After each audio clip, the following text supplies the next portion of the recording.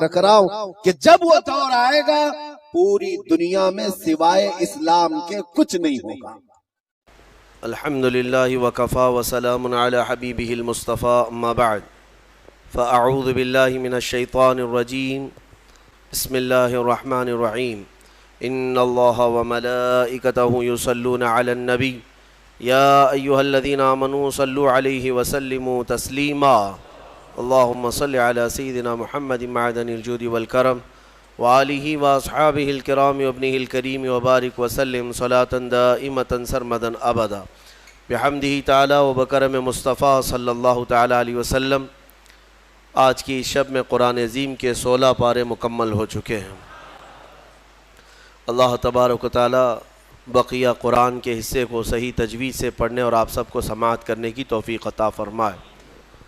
عزیزان گرامی، آج سورہ مریم کی اور سورہ طٰہٰ کی تلاوت آپ نے سماعت کیا ہے۔ قرآن عظیم میں یہ ایک ہی سورت ہے جو ایک عظیم عورت کے نام پر آئی ہے، وہ سیدہ بی بی مریم رضی اللہ تعالیٰ عنہا ہیں۔ سورہ آل عمران کی تفسیر کے موقع پر میں نے عرض کیا تھا حضرت سیدہ بی بی مریم کی ولادت کا مسئلہ، اور آج پورا انہی کے نام کی ایک سورہ ہے، یہ 16ویں پارے میں، اور اس کے بعد دوسری سورہ طٰہٰ۔ یہ دونوں سورتیں بڑی اہمیت کی حامل ہیں، ان کی بڑی فضیلتیں بھی ہیں۔ خاص طور پر سورہ مریم کی تلاوت کے لیے ہمارے بعض بزرگوں نے عورتوں کو تاکیداً کہا ہے، اچھے رشتے کے لیے، صالح رشتے کے لیے جوان لڑکیاں سورہ مریم کی تلاوت کیا کریں، اللہ اس کی برکت سے نیک رشتے عطا کرے گا۔ اور خاص طور پر حاملہ عورتیں بچے کی ولادت سے پہلے آسانی وضع کے لیے، ولادت کی آسانی کے لیے سورہ مریم کی تلاوت کیا کریں۔ حضرت بی بی مریم نہایت ہی پاکیزہ خواتین میں ہیں، بلکہ دنیا کی سب سے پاک باز عورتوں میں آپ کا نام آتا ہے۔ آپ کی پرورش بیت المقدس میں ہوئی۔ جب آپ جوانی کو پہنچیں تو جوانی کو جب آپ آئیں تو ایک دن ایسا ہوا کہ جبرائیل امین علیہ السلام تشریف لائے اور یوں کہا کہ میں اللہ کی طرف سے تجھے ایک بیٹا دینے کے لیے آیا ہوں۔ حضرت بی بی مریم نے پکار کر کہا، مجھے بیٹا کیسے ہو سکتا ہے؟ انا یکون لی غلام ولم یمسسنی بشر ولم اکو بغیا، مجھے کیسے بچہ ہو سکتا ہے؟ آج تک مجھے کسی انسان نے چھوا بھی نہیں، کسی انسان نے مجھے، یعنی بلوغیت کے بعد کسی اجنبی مرد نے مجھے چھوا تک نہیں، ولم اکو بغیا، اور نہ ہی میں کوئی برے عادتوں والی عورت ہوں، تو مجھے بیٹا کیسے ہو سکتا ہے؟ تو جبرائیل امین نے کہا کہ میں تیرے رب کی طرف سے قاصد بن کر کے آیا ہوں، اور تیرا رب یہی چاہتا ہے کہ بغیر کسی انسان کے چھوئے تجھے اللہ ایک بیٹا عطا کرے۔ قال کذالک قال ربک هو علی ہین، اور حضرت جبرائیل نے کہا کہ مریم، یہ تمہارے رب کے لیے کوئی مشکل مسئلہ نہیں ہے۔ جو رب تعالیٰ بغیر ماں اور بغیر باپ کے آدم کو پیدا کر سکتا ہو، وہ صرف بغیر باپ کے ایک عیسیٰ کو کیوں نہیں پیدا کر سکتا؟ تو انہوں نے ایک پھونک ماری جبرائیل امین نے، فنفخت من روحی، نہیں یہاں پر آیت ہے حضرت جبرائیل علیہ السلام نے ان کو پیغام سنایا کہ اللہ تعالیٰ کی طرف سے تمہیں ایک بیٹا ہوگا، اور ان پر ایک پھونک ماری اور حضرت بی بی مریم حاملہ ہو گئی۔ اسی لیے عیسیٰ علیہ السلام کا ایک لقب ہے، ان کو روح اللہ کہا جاتا ہے۔ روح اللہ کہا جاتا ہے کیوں؟ اللہ کی روح نہیں، یہ اللہ تبارک و تعالیٰ کے امر سے، حکم سے، صرف پھونک سے آپ پیدا ہوئے، صرف ایک پھونک سے۔ بی بی مریم جب حاملہ ہو گئیں، اب وہ گھبرانے لگیں. یہ تو پتہ ہے جی حضرت بی بی مریم کو معلوم ہے, ان کے رب کو معلوم ہے, لیکن دنیا کیا کہے گی؟ کیا لوگ ایسے ہی مان لیں گے؟ لیکن سارے لوگ حضرت بی بی مریم کی طہارت کو تو مانتے تھے, ان کی پاکیزگی کا سب لوگ اقرار کرتے تھے. لیکن جب آپ حاملہ ہو گئیں تو پھر اللہ تبارک و تعالیٰ کا حکم ہوا آپ کو کہ آپ آبادی سے یہ نکل جائیں, یہاں سے دور نکل جائیں. اور کھجوروں کا ایک باغیچہ ہے, اس میں وہ چلی گئیں جب ولادت کا وقت قریب آیا, اور اللہ تبارک و تعالیٰ نے انہیں وہاں جانے کا حکم دیا. اب وہاں جب وہ پہنچیں تو درد کی شدت تھی آپ کو بھی, اور حضرت بی بی مریم نے درد زہ میں جو الفاظ کہے وہ بھی قرآن میں آیا. فناداہا من تحتہا اللہ تحزنی قد جعل ربکی تحتکی سریا. وہ پکارنے لگیں اور یہ کہتی تھی یا لیتنی مت قبل ھذا وکنت نسیا منسیا, اے کاش میں اس سے پہلے مر گئی ہوتی. یہ درد جو ہوتا ہے نا بچے کی ولادت سے پہلے, یہ بہت شدید ہوتا ہے, اور عورتوں کو اسی کا اجر بھی دیا جاتا ہے. اگر بچے کی ولادت کے دوران کسی عورت کا انتقال ہو گیا تو اسے شہید کا مقام دیا جاتا ہے. وہ شہادت ہے, اس کی شہادت کا مقام ہے. درد زہ کو, یہ جو ولادت کا درد ہوتا ہے عورتوں کو, بعض حکماء نے کہا ہے, کچھ حکیموں نے, کہ روح نکلنے کے وقت 40 ایسی بڑی ہڈیاں ہیں جس سے روح نکل جاتی ہے تو موت آ جاتی ہے. 40 ہڈیوں سے جب روح نکل جائے تو موت آتی ہے. بچے کی ولادت کے وقت عورت کی 39 ہڈیوں سے روح نکل چکی ہوتی ہے. اب اس سے اندازہ کریں کہ وہ موت کے منہ میں قریب جا کر واپس آتی ہے. ایک بچے کو جنم دینا دنیا میں, یہ اللہ تبارک و تعالیٰ ہی ان عورتوں کو صبر دیتا ہے, اور وہ درد اور وہ تکلیف کو برداشت کرنے کی اللہ تبارک و تعالیٰ ہی انہیں طاقت عطا کرتا ہے, ورنہ اس درد کو سہنا ہر ایک کا کام نہیں ہے. بہرحال حضرت بی بی مریم نے اس درد کی شدت میں جو پکارا وہ قرآن میں آیا ہے, قرآن میں آیا. اسی لیے تو حدیث پاک میں بھی ملتا ہے کہ سوال ہوا میرے آقا صلی اللہ تعالیٰ علیہ وسلم سے کہ میں یا رسول اللہ اپنی بوڑھی ماں کو اپنے کندھے پر بٹھا کر حج کرا چکا ہوں, خانہ کعبہ کے ساتھ طواف, اور گرم زمین جس میں ننگے پیر میرے تلووں میں آبلے پڑ گئے ہیں, تو کیا میں نے اپنی ماں کا حق ادا کر دیا؟ حضور پاک صلی اللہ تعالیٰ علیہ وسلم کا جواب سنیں. ان سے فرمایا کہ تم نے اپنے کندھے پر اپنی بوڑھی ماں کو بٹھا کر حج کرایا, طواف کعبہ کروایا, تم اس کے حق کی بات کرتے ہو.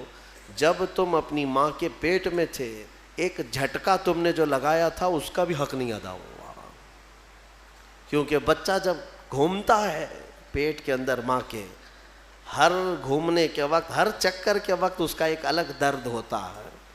9 مہینے وہ بچوں کو اٹھاتی ہے. میرے عزیزو, اگر تمہارے پیٹ میں کھانا زیادہ ہو جائے تو پیٹ بھاری پڑ جاتا ہے اور آپ چل پھر نہیں پاتے, جلدی سے آپ سکون کی جگہ ڈھونڈتے ہیں کہ میں پیٹ خالی کر لوں یا ہلکا کر لوں. اور اس عورت کو, ماں کو اللہ نے 9 مہینے تک تمہارا بوجھ دیا اور وہ اٹھائے گھومتی رہتی, پھرتی رہتی ہے. سیدہ بی بی مریم نے ولادت کے وقت یہ فرمایا. اس کے بعد رب تعالیٰ کی طرف سے یہ ان کو ندا آئی کیا, کہ جب وہ وہاں قریب لیٹی تھی ایک پتھر پر, اور ان کے قریب میں ہی ایک کھجور کا درخت تھا, رب تعالیٰ نے فرمایا وَهُزِّي إِلَيْكِ بِجِذْعِ النَّخْلَةِ تُسَاقِطْ عَلَيْكِ رُطَبًا جَنِيًّا. مریم اس درخت کو پکڑ کر کے ہلاؤ, تم پر پکی تازی کھجوریں گریں گی. تو ولادت کا وقت ہے ان کا, عیسیٰ علیہ السلام کی پیدائش کا, اور حضرت بی بی مریم کو کھجور کا درخت ہلانے کا حکم ہوا. انہوں نے ہلایا تو پکی کھجوریں ان پر گریں. رب تعالیٰ نے فرمایا فَكُلِي وَاشْرَبِي وَقَرِّي عَيْنَا, مریم کھا اور پی لے اور اپنی آنکھوں کو ٹھنڈی کر لے۔ مفسرین فرماتے ہیں درد زہ کے وقت اگر کسی عورت کو کھجور دیا جائے تو یہ قرآن پاک کے نسخے کے اعتبار سے اللہ تعالیٰ اس کے درد میں آسانی عطا فرماتا ہے، کیونکہ حکیم مطلق رب ذوالجلال نے حکم دیا بی بی مریم کو کہ کھجور کھاؤ، پکی کھجوریں تم پر گریں گی۔ تو کھجور کا حکم بھی ہے۔ ہمارے بزرگوں کے ہاں رواج تھا کہ ولادت کے وقت جب تکلیف زیادہ ہوتی تو وہ کچھ کھجوریں لا کر کسی امام کے پاس، عالم دین کے پاس لاتے کہ کچھ دم کر کے دے دیں کہ گھر میں ولادت ہونے والی ہے۔ اب کہاں ہے، کون سا کھجور، کون سی مٹھائی، سیدھے آپریشن تھیٹر میں لے جانا ہے اور بند کرنا ہے، کاٹنا ہے، پھر نکالنا ہے۔ خیر، اللہ تبارک و تعالی آج بھی جو لوگ اسلام پر چلنا چاہتے ہیں ان کے لیے آسانیاں عطا فرماتا ہے یقیناً۔ تھوڑی ہی دیر کے بعد حضرت عیسیٰ علیہ السلام کی ولادت ہوئی۔ یہ بیت اللحم جو جگہ ہے آج بھی وہ فلسطین میں ہے، بیت اللحم، جس پتھر پر حضرت عیسیٰ علیہ السلام کی ولادت ہوئی وہ جگہ آج بھی موجود ہے۔ پھر وہاں سے حضرت بی بی مریم نے اپنے بچے کو اٹھایا، کوئی نہیں تھا وہاں پر، ان کے حمل سے لے کر ولادت تک کوئی بھی قریب نہیں آیا اور نہ زندگی میں کبھی ان کو کسی نے چھوا۔ آپ نے گود میں اٹھایا، اب کیا کریں گی، بچہ آ گیا ہے۔ رب تعالیٰ نے فرمایا فَإِمَّا تَرَئِنَّ مِنَ الْبَشَرِ أَحَدًا فَقُولِي إِنِّي نَذَرْتُ لِلرَّحْمَنِ صَوْمًا فَلَنْ أُكَلِّمَ الْيَوْمَ إِنسِيًّا۔ مریم اب اپنی بستی کی طرف جاؤ گی، اگر کوئی انسان تمہیں نظر آئے، لوگ اگر نظر آئیں تو بات مت کرنا کسی سے، ان سے کہنا آج میں نے چپ رہنے کا روزہ رکھا ہے۔ ہاں، اس شریعت میں ہوا کرتا تھا چپ کا روزہ، خاموشی کا روزہ، کہ دن بھر خاموش رہنے کا بھی روزہ ہوا کرتا تھا۔ اب یہ بھی کیسے بتائیں گی، وہ اشارے سے۔ اس زمانے میں ہوتا تھا جب کوئی خاموشی کا روزہ رکھتا تو وہ اشاروں سے بات کرتا، سامنے والا سمجھ جاتا آج اس کا خاموشی کا روزہ ہے۔ کاش یہ روزہ اور بھی ہمارے ساتھ ہوا کرتا، لیکن اس شریعت میں ہمارے ہاں چپ کا روزہ نہیں ہے، خاموشی کا روزہ نہیں ہے۔ میں تو یہ سوچتا ہوں کم سے کم عورتوں کے لیے تو ہو جاتا۔ خاموشی کا روزہ بڑا ثواب ہے، وہ بہت بڑی غلطیوں سے، گناہوں سے بچ جاتی ہے۔ آپ کو اندازہ نہیں ہے، میرے آقا صلی اللہ علیہ وسلم نے زبان کو یوں 2 انگلیوں سے پکڑ کر کے فرمایا تھا، پکڑ کر کے، تمہارے 2 جبڑوں کے بیچ میں گوشت کا ایک ٹکڑا ہے، حضور نے فرمایا کہ یہ انسان کو جنت میں بھی لے جاتا ہے اور دوزخ میں بھی لے جاتا ہے۔ ہاں، اور پھر ایک حدیث پاک ہے، حضور فرماتے ہیں 2 جبڑوں کے بیچ میں ایک گوشت کا ٹکڑا زبان، 2 رانوں کے بیچ میں ایک گوشت کا ٹکڑا شرمگاہ، جس نے ان 2 چیزوں کی حفاظت کی ذمہ داری لے لی، میرے آقا فرماتے میں اسے جنت میں لے جانے کی ضمانت دیتا ہوں، جنت میں لے جانے کی ضمانت دیتا ہوں۔ یہ 2 چیزوں کی اگر کوئی حفاظت کر لیا۔ خیر، حضرت بی بی مریم اپنے بچے کو لے کر کے آئیں، لوگ دیکھنے لگ گئے کہ مریم ہے اور اس کی گود میں بچہ ہے، تو ظاہر سی بات ہے قوم کا جو رویہ ہوتا ہے، سیدھے پکار کر کہنے لگے یا اخت ہارون ما کان ابوک امرأ سوء وما کانت امک بغیہ، اے مریم یہ کیا کر لیا تو نے۔ اخت ہارون جو ہے اس وقت سب سے پاک عورت کو کہا جاتا تھا، اخت ہارون لقب کے طور پر حضرت بی بی مریم کو انہوں نے پکارا، نہ تمہارے باپ برے تھے نہ تمہاری ماں بری تھی، یہ تو نے کیسے کر لیا، یہ بچہ تیری گود میں کیسے آیا۔ فاشارت الیہ، انہوں نے اشارہ کیا اپنے بچے کی طرف، کیونکہ اللہ تعالیٰ کا حکم تھا اگر کوئی بات کرے تو بات مت کرنا، اپنے بچے کی طرف اشارہ کر دو۔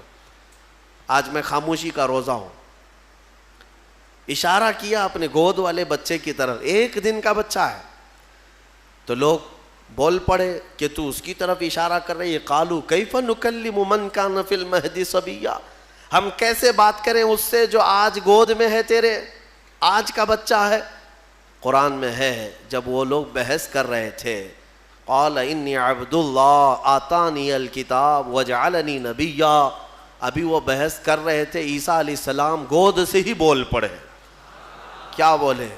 بولنے لگے اے لوگوں میں اللہ کا بندہ ہوں، انی عبداللہ، اللہ نے مجھے کتاب عطا کیا ہے، وجعلنی نبیہ، اور نبی بنا کر بھیجا ہے، وجعلنی مبارکن اینما کنت، اور جہاں میں رہوں گا برکت کا ذریعہ بنوں گا، اور اللہ تعالیٰ نے مجھے نماز کا اور زکوٰۃ کا حکم دیا ہے، اور میری والدہ کے ساتھ اچھائی کا سلوک کرنے، حسن سلوک کرنے کا حکم دیا ہے۔ اور پھر آخر میں عیسیٰ علیہ السلام اس جملے پر اپنی بات ختم کرتے ہیں۔ کون سا جملہ؟ والسلام علی یوم ولدت و یوم اموت و یوم ابعث حیا، سلامتی ہو اس دن پر جس دن میں پیدا ہوا اور جس دن میرا انتقال ہوگا اور جس دن مجھے اٹھایا جائے گا۔ اتنا بات کیا حضرت عیسیٰ علیہ السلام اور پھر خاموش ہو گئے۔ یہ معجزہ نہیں تو اور کیا ہے؟ گود کا آج کا بچہ اتنا وسیع انداز میں بول پڑا، تبھی جا کر کے قوم کی زبان چپ ہو گئی کہ یہ جو آیا ہے مریم کی گود میں یہ کوئی معمولی چیز نہیں ہے۔ ظاہر سی بات ہے، جب رب تبارک و تعالیٰ کسی چیز کو بھیجتا ہے تو نشانیوں کے ساتھ بھیجتا ہے۔ اب جتنے تھے وہ مان تو گئے کہ بی بی مریم کو کسی نے چھوا نہیں، یہ سچی ہے، اور جب گود کا بچہ بول رہا ہے تو یہ اور سچی بات ہے کہ محیر العقول چیز ہے، آج تک ہم نے کبھی دیکھا نہیں۔ عیسیٰ علیہ السلام بولے۔ پھر اس کے بعد عیسیٰ علیہ السلام کو حضرت بی بی مریم اپنے گھر تو لے گئیں۔ یہاں پر رک کر کے میں ایک بات عرض کرنا چاہوں گا۔ حضرت عیسیٰ علیہ الصلوۃ والتسلیم نے جو جملہ کہا وہ یہ ہے کہ جس دن میں پیدا ہوا اس دن سلامتی ہو، یعنی نبی جس دن پیدا ہوتے ہیں وہ سلامتی والا دن ہوتا ہے۔ عیسیٰ علیہ السلام کی پیدائش کا دن سلامتی والا ہے تو 12 ربیع الاول کیوں نہیں سلامتی والا ہے؟ ہاں، اور نبی خود اپنی ولادت کے دن سلام بھیج رہے ہیں، اور ہم سید الانبیاء کی ولادت پر امتی سلام بھیجیں تو کیا حرج ہے؟ یہ قرآن کا حکم ہے۔ نبی خود اپنی ولادت کے دن سلام بھیج رہے ہیں اور امتی اپنے نبی کے پیدائش کے دن پر سلام بھیجے تو یقیناً یہ باعث برکت ہے اور قرآن کے مطابق ہے۔ خیر، یہ حضرت عیسیٰ علیہ السلام کی ولادت کا واقعہ۔ عیسیٰ علیہ الصلوۃ والتسلیم اپنی ماں کے ہاں رہے ایک زمانے تک، پھر جب جوان ہوئے۔ اچھا، یہ ایک بات اور بھی بتاؤں، بہت کم عمر میں جن کو نبوت دی گئی، یعنی دنیا میں ظاہری طور پر، وہ 3 نبی ہیں۔ ایک حضرت عیسیٰ علیہ السلام جن کو گود میں ہی پیدائش میں دے دی گئی، دوسرے یحییٰ علیہ السلام جو حضرت بی بی مریم کے ہاں ان کے باپ حضرت زکریا علیہ السلام نے دعا کی تھی تو اللہ ان کو دیا تھا۔ یحییٰ علیہ السلام بھی پیدا ہوتے ہی نبی ہو گئے تھے، نبوت کے ساتھ دنیا میں آئے۔ تیسرے حضرت یوسف علیہ السلام، جب ان کے بھائیوں نے انہیں کنویں میں ڈالا تھا تب ان کو، یہ چھوٹی عمر میں جن کو نبوت دی گئی وہ 3 انبیاء اکرام ہیں۔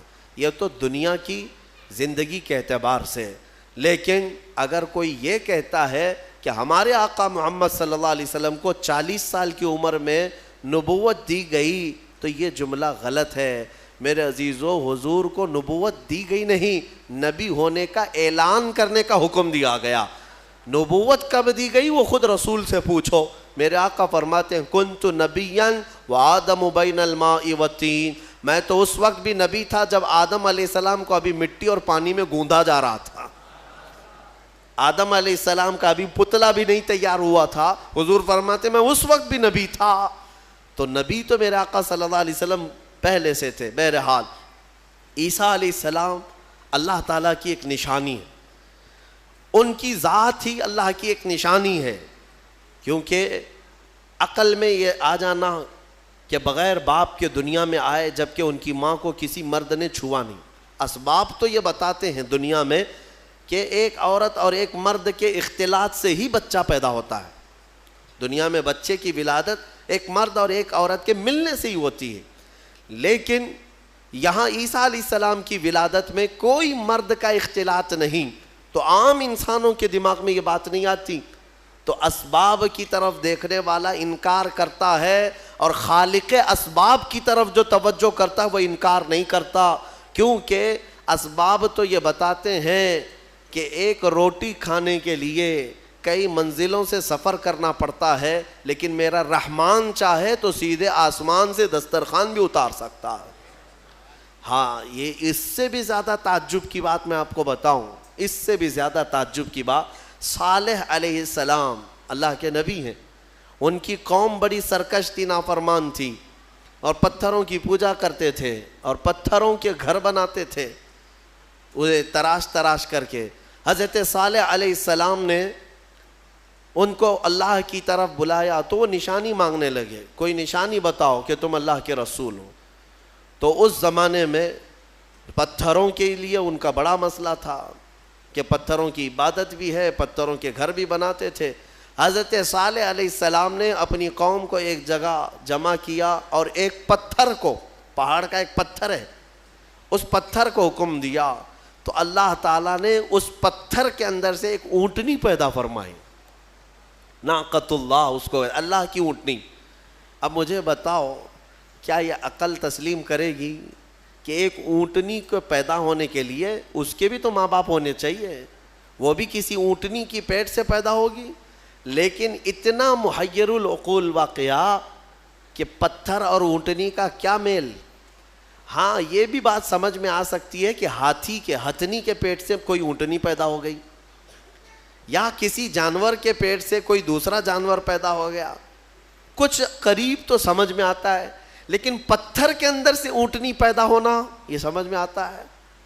اللہ تبارک و تعالیٰ جب اپنی نشانیاں دکھانا چاہتا ہے تو اسی طرح کی معجزے اپنے نبیوں کو دیتا ہے اور ظاہر کرتا ہے تاکہ لوگ ان اللہ کے نبیوں کی حقانیت کو تسلیم کریں۔ اسی لیے ہم کہتے ہیں کہ پتھروں سے پانی کا جاری ہونا سمجھ میں آتا ہے۔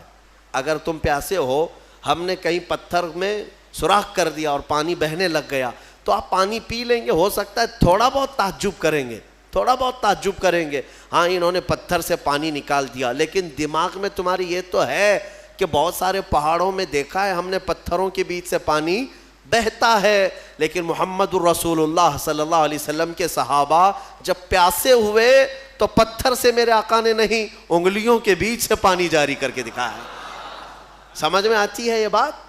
پتھر سے نکلنا تو سمجھ میں آتا، انگلیوں سے نکلنا، اور انگلیوں سے میرے عزیزو پسینہ نہیں کہ 2 بوند 4 بوند نکل گیا ہو پانی اور اس کو جمع کر لیا ہو، بلکہ صحابہ فرماتے ہیں اس وقت مجمع میں 1400 صحابہ تھے اور سارے صحابہ نے پیٹ بھر کر پانی پیا۔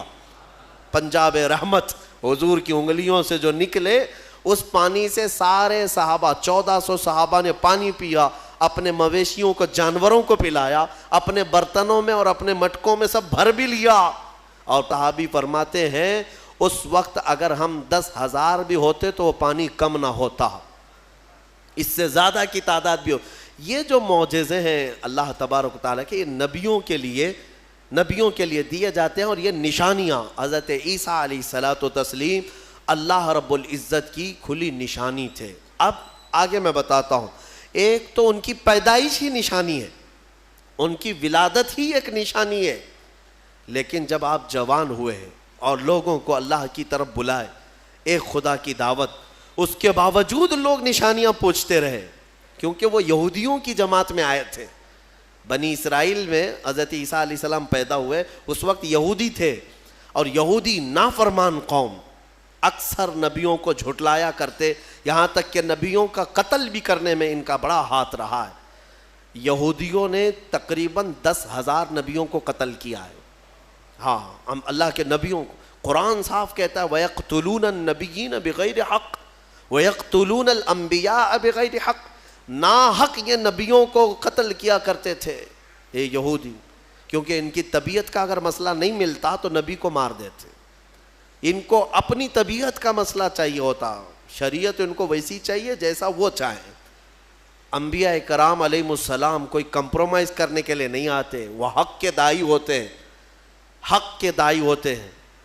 بہرحال حضرت عیسیٰ علیہ السلام جب جوان ہوئے تو آپ کو پھر سے نشانیاں پوچھی گئیں کہ آپ اللہ کے رسول ہیں، آپ اللہ کے نبی ہیں، کوئی نشانی؟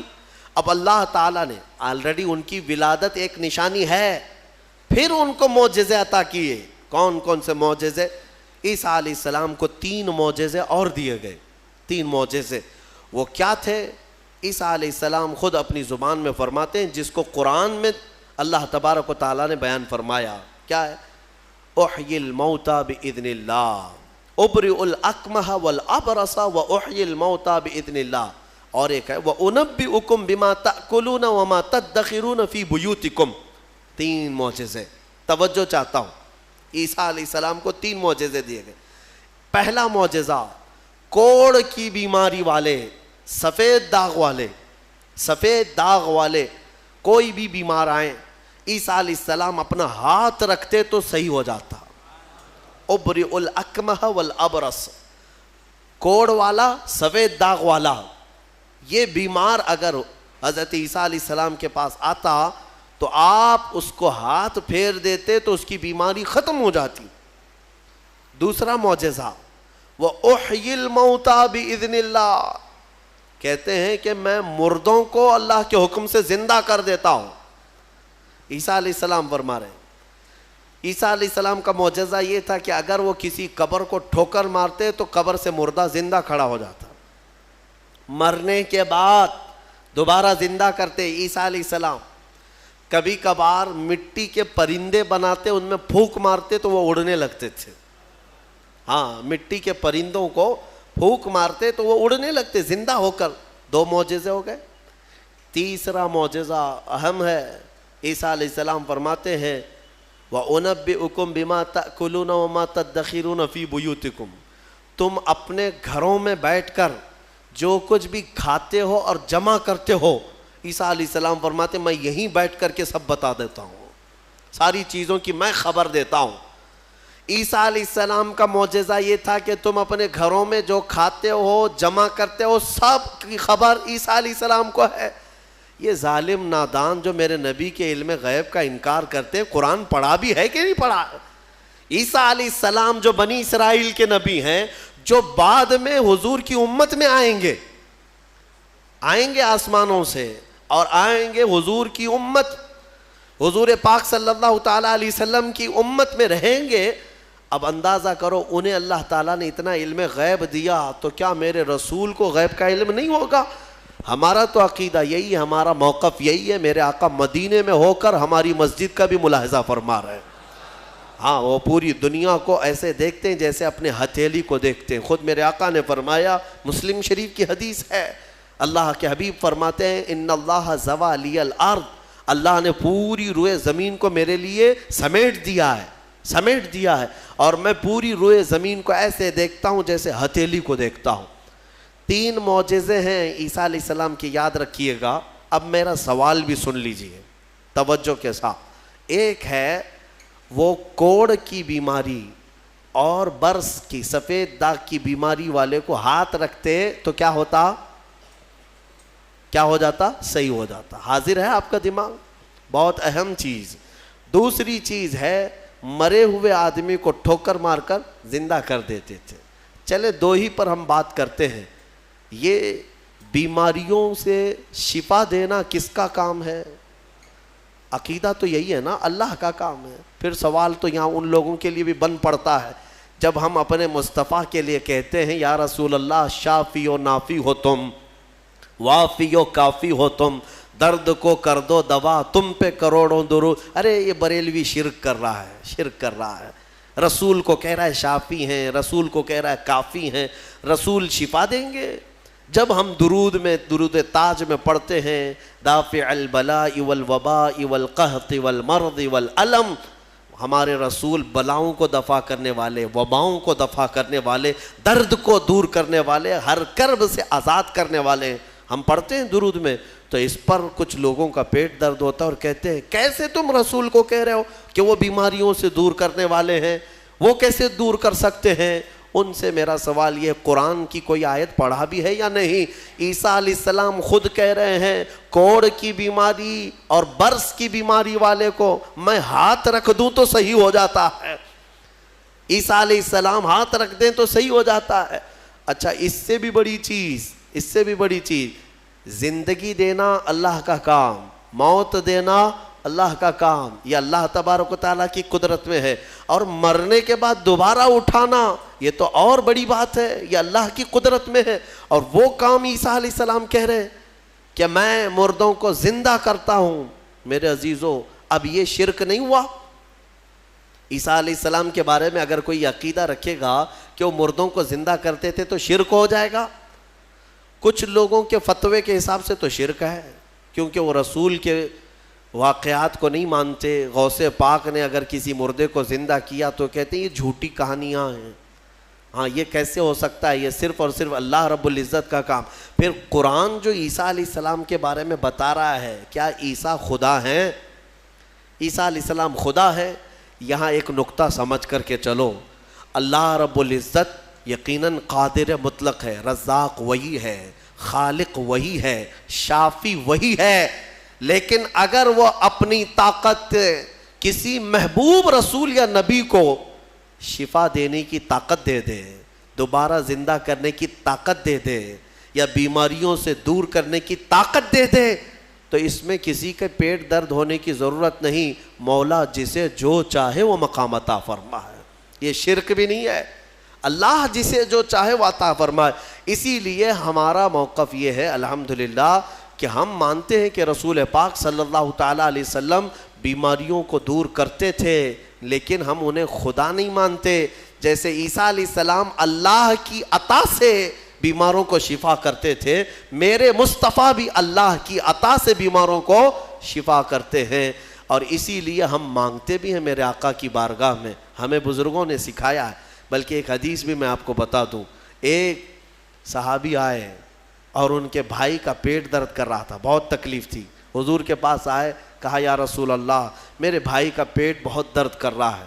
ڈاکٹر نہیں تھا کیا مدینے میں؟ کوئی طبیب نہیں تھا. وہ صحابی حضور کے پاس کیوں آئے؟ اس لیے کہ صحابہ کو معلوم تھا کہ یہ شفا خانہ ہے، یہاں سے جو حکم ہوگا اس میں شفا ہے. حضور اکرم صلی اللہ تعالیٰ علیہ وسلم نے فرمایا جاؤ اپنے بھائی کو شہد چٹاؤ، اسقیہ عسلا، اسے شہد چٹاؤ. وہ گئے، شہد چٹایا تو جلاب لگ گئے، یعنی بہت زیادہ لوز موشن شروع ہو گئے. وہ دوسرے دن بھاگے بھاگے آئے، کہا میں نے تو کل شہد چٹایا لیکن وہ زیادہ اس کا درد بڑھ گیا اور موشن شروع ہو گئے، یعنی جلاب ہو گئے، دست آ رہے. تو حضور پاک صلی اللہ علیہ وسلم نے دوسرے دن پھر کیا دوا فرمائی؟ کہا اسقیہ عسلا، جاؤ اس کو پھر شہد چٹاؤ. پھر سے شہد چٹاؤ. ایک دوا سے اگر فائدہ نہ ہو تو آپ پھینک دیں گے. اور وہ صحابی دوسرے دن پھر گئے، اپنے بھائی کو کہا آج پھر شہد کھاؤ. پھر انہوں نے شہد کھایا تو آج تو ایسا ہوا کہ ان کا بستر خراب ہو گیا، اٹھنے بیٹھنے کی طاقت نہیں تھی، اتنے زیادہ دست ہونے لگے. شہد جیسی کھا رہے بڑھتا جا رہا ہے، بڑھتا جا رہا ہے. تو کوئی آ کے یہ تو کہہ سکتا تھا کہ ریئیکشن ہو رہا ہے دوا بدل دیں. تیسرے دن آئے وہ صحابی، کہا یا رسول اللہ اب تو اور حالت بری ہو گئی، بہت زیادہ تکلیف میں ہے. تیسرے دن میرے آقا صلی اللہ علیہ وسلم نے فرمایا جا اپنے بھائی کو شہد چٹا. تیسرے دن بھی اس صحابی نے کہا یا رسول اللہ شہد چٹاؤں؟ کہا ہاں، تیرے بھائی کا پیٹ جھوٹ بول رہا ہے، اللہ کا نبی سچ بول رہا ہے. وہ گئے تیسرے دن شہد چٹایا. تیسرے دن جب شہد چٹایا تو نہ جلاب ہے نہ درد ہے، بلکہ پہلے سے بہتر صحت ہے، صحت و تندرستی پہلے سے بہتر ہے. وہ آئے میرے عزیزوں، کہنا یہ تھا کہ حضور پاک صلی اللہ تعالیٰ علیہ وسلم نے پھر ارشاد فرمایا کہ تمہارے بھائی کو شہد کی جو تجویز کی گئی تھی وہ اللہ تبارک و تعالیٰ کے حکم سے ہے کہ شہد میں اللہ نے شفا رکھا ہے. اب وہ گڑبڑ کیوں ہو رہی تھی؟ ایک بار چٹانے کے بعد اور گڑبڑ. شیطان اس طرح سے کرواتا ہے تاکہ تمہارا عقیدہ رسول کی بات پر نہ رہے، اور اگر تم جمے رہ گئے اسی بات پر تو شفا تو اللہ ہی کی طرف سے آئے گی. بسا اوقات ایسا ہوتا ہے کہ کچھ لوگ ہم سے آ کر کے کہتے ہیں کہ حضرت کوئی وظیفہ دے دیجئے. وظیفہ دیے، جو کام تھا وہ بھی چھوٹ گیا، آپ نے جو دیا اس سے ریئیکشن ہو گیا ہے. اکثر لوگوں کو ایسا لگتا ہے ہمارے پاس وظیفہ لیتے ہیں، تعویذ لیتے ہیں، 2 دن کے بعد پھر بولتے ہیں کہ حضرت ابھی تک کچھ ہوا نہیں ہے. تو کیا ہمارے پاس موسیٰ علیہ السلام کی چھڑی ہے کہ ابھی ماریں گے تمہاری دکان کھل جائے گی، بازار میں تمہارا انبار لگ جائے گا؟ صبر بھی تو کوئی چیز ہے. آپ جن چیزوں کو تجویز کیا جاتا ہے علماء ربانیین کی طرف سے احادیث کے ذریعے سے، اس پر صبر ہوگا، اللہ تبارک و تعالیٰ تمہیں آزمائے گا، اور اگر تم کھرے اتر گئے تو انشاءاللہ ساری برکتیں تمہیں اللہ عطا فرمائے گا۔ ایک چیز دوسری، ایک صحابی آئی حضور کے پاس، ان کا بیٹا گونگا تھا، بولتا نہیں تھا، 8 سال کا یا 9 سال کا بچہ تھا، پیدائشی، بولتا نہیں تھا۔ حضور کے پاس لائی اور کہا کہ حضور یہ میرا بچہ بولتا نہیں ہے، اسے کچھ فرما دیں، بولنے کی طاقت دینا اللہ کا کام ہے۔ وہ صحابیہ حضور کے پاس کیوں آئی؟ شرک کرنے آئی تھی؟ نعوذ باللہ من ذالک۔ صحابہ کا عقیدہ یہی تھا، بخدا خدا کا یہی ہے در، جو بریلی کے امام نے ہمیں سکھایا ہے، بخدا خدا کا یہی ہے در، نہیں اور کوئی مفر مقر، جو وہاں سے ہو یہیں آ کے ہو، جو یہاں نہیں تو وہاں نہیں۔ ہاں وہ آئی اور حضور کے پاس لے آئی۔ حضور پاک صلی اللہ تعالیٰ علیہ وسلم نے ان کو، اس بچے کو کیا دعا دی، کیا دوا دی، کیا وظیفہ دیا؟ کچھ نہیں، سامنے بٹھایا، بچہ سامنے آیا، رسول کریم صلی اللہ تعالیٰ علیہ وسلم نے اس بچے کا نام لے کر کے کہا کہ قل من انا، اے بچے بول میں کون ہوں۔ سوال حضور نے فرمایا، وہ گونگا پیدائشی بول پڑا، اشہد انک محمد رسول اللہ، میں گواہی دیتا ہوں کہ آپ محمد اللہ کے رسول ہیں، مجھے بتاؤ۔ اسی لیے ہمارے امام اعلی حضرت فاضل بریلوی رضی اللہ تعالیٰ عنہ نے فرمایا ہے، آنکھ عطا کیجئے اس میں ضیاء دیجئے، جلوہ قریب آ گیا تم پہ کروڑوں درود۔ ہم مانگتے حضور کی بارگاہ میں ہیں تو یہ صحابہ کا ہی عقیدہ ہے۔ میرے عزیزوں، میں نے عیسیٰ علیہ الصلوۃ والتسلیم کے ان واقعات سے یہ ثابت کرنے کی کوشش کی ہے کہ الحمدللہ اہل سنت و جماعت کا جو موقف ہے وہ قرآن و حدیث کے مطابق ہے، کوئی گمراہ نہ ہو اور نہ ہی گمراہیوں میں آئے، الحمدللہ۔ اب میں یہاں پر بات ختم کرتا ہوں تفسیر کو۔ عیسیٰ علیہ السلام کے ان معجزوں کو دیکھ کر بہت سے ایمان بھی لائے، بہت سے ایمان بھی لائے، اور آپ کی ایک جماعت بڑھتی گئی۔ آپ کے 4 شاگرد مشہور ہوئے۔ ویسے آپ کے جو حواریین ہیں، جو اصحاب ہیں، جو آپ کے صحابہ تھے، ان کو حواریین کہا جاتا ہے، وہ 12 لوگ تھے۔ ان 12 میں 4 مشہور ہیں جن کے ناموں سے انجیل ہے آج بھی، متی، لوقا، یوحنا، مرقس، یہ عربی نام ہے، ان کو انگلش میں الگ الگ کہا جاتا ہے، جان، میتھیو، یہ جو بائبل میتھیو، بائبل جان، یہ سب جو ہیں انہی 4 شاگردوں کے نام ہیں۔ عیسیٰ علیہ السلام کے بڑے فرمان بردار، بڑے وفادار تھے، اور انہی صحابہ سے ان کا دین پھیلا، مذہب عیسائیت، یا جس کو آپ یہ سمجھ لیں عیسیٰ علیہ السلام کا جو دین تھا وہ دین اسلام کے عقائد سے مختلف نہیں تھا، اس دین میں بھی اللہ کو ایک مانا جاتا، اور عیسیٰ علیہ السلام کو اللہ کا بندہ اور ان کا رسول، اللہ کا رسول۔ یہ دین اسی طرح چلتا رہا اور اسی کی تبلیغ بھی ہوتی رہی، لیکن یہودیوں کو یہ بات نہ بھائی۔ یہودی اس وقت سے عیسیٰ علیہ السلام پر الزام لگاتے تھے، ان کی ماں کو گالیاں دیتے تھے، بی بی مریم پر تہمت رکھتے تھے، ناپاکی کی تہمت لگاتے تھے یہ یہودی۔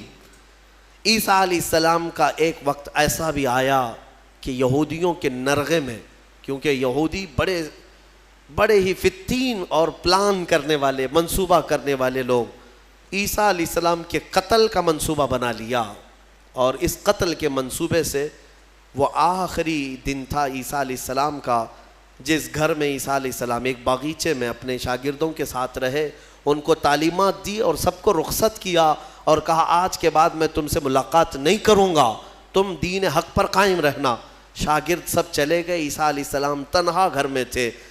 یہودیوں کی ایک جماعت آئی قتل کے منصوبے سے، اور سب کے سب ہتھیار سے لیس ہو کر حضرت عیسیٰ علیہ السلام کے گھر کا گھیراؤ کر لیے، اور گھیراؤ کر کے رات کے وقت آپ کو قتل کا منصوبہ تھا، لیکن یہودیوں نے اپنے ایک آدمی کو اندر بھیجا کہ جاؤ دیکھ کر کے آؤ عیسیٰ کیا کر رہے ہیں، کس حالت میں ہے۔ ایک شخص اندر آیا عیسیٰ علیہ السلام کو دیکھنے کے لیے، یہودیوں کا ایک شخص اندر آیا، اور جیسے ہی وہ اندر آیا قرآن میں مولا فرماتا ہے وَلَكِنْ شُبِّهَ لَهُمْ، یعنی جس کا مفہوم یہ ہے کہ اللہ نے عیسیٰ علیہ السلام کی شکل اس آدمی کو دے دی اور عیسیٰ علیہ السلام کو آسمانوں پر اٹھا لیا، آسمانوں پر اٹھا لیا.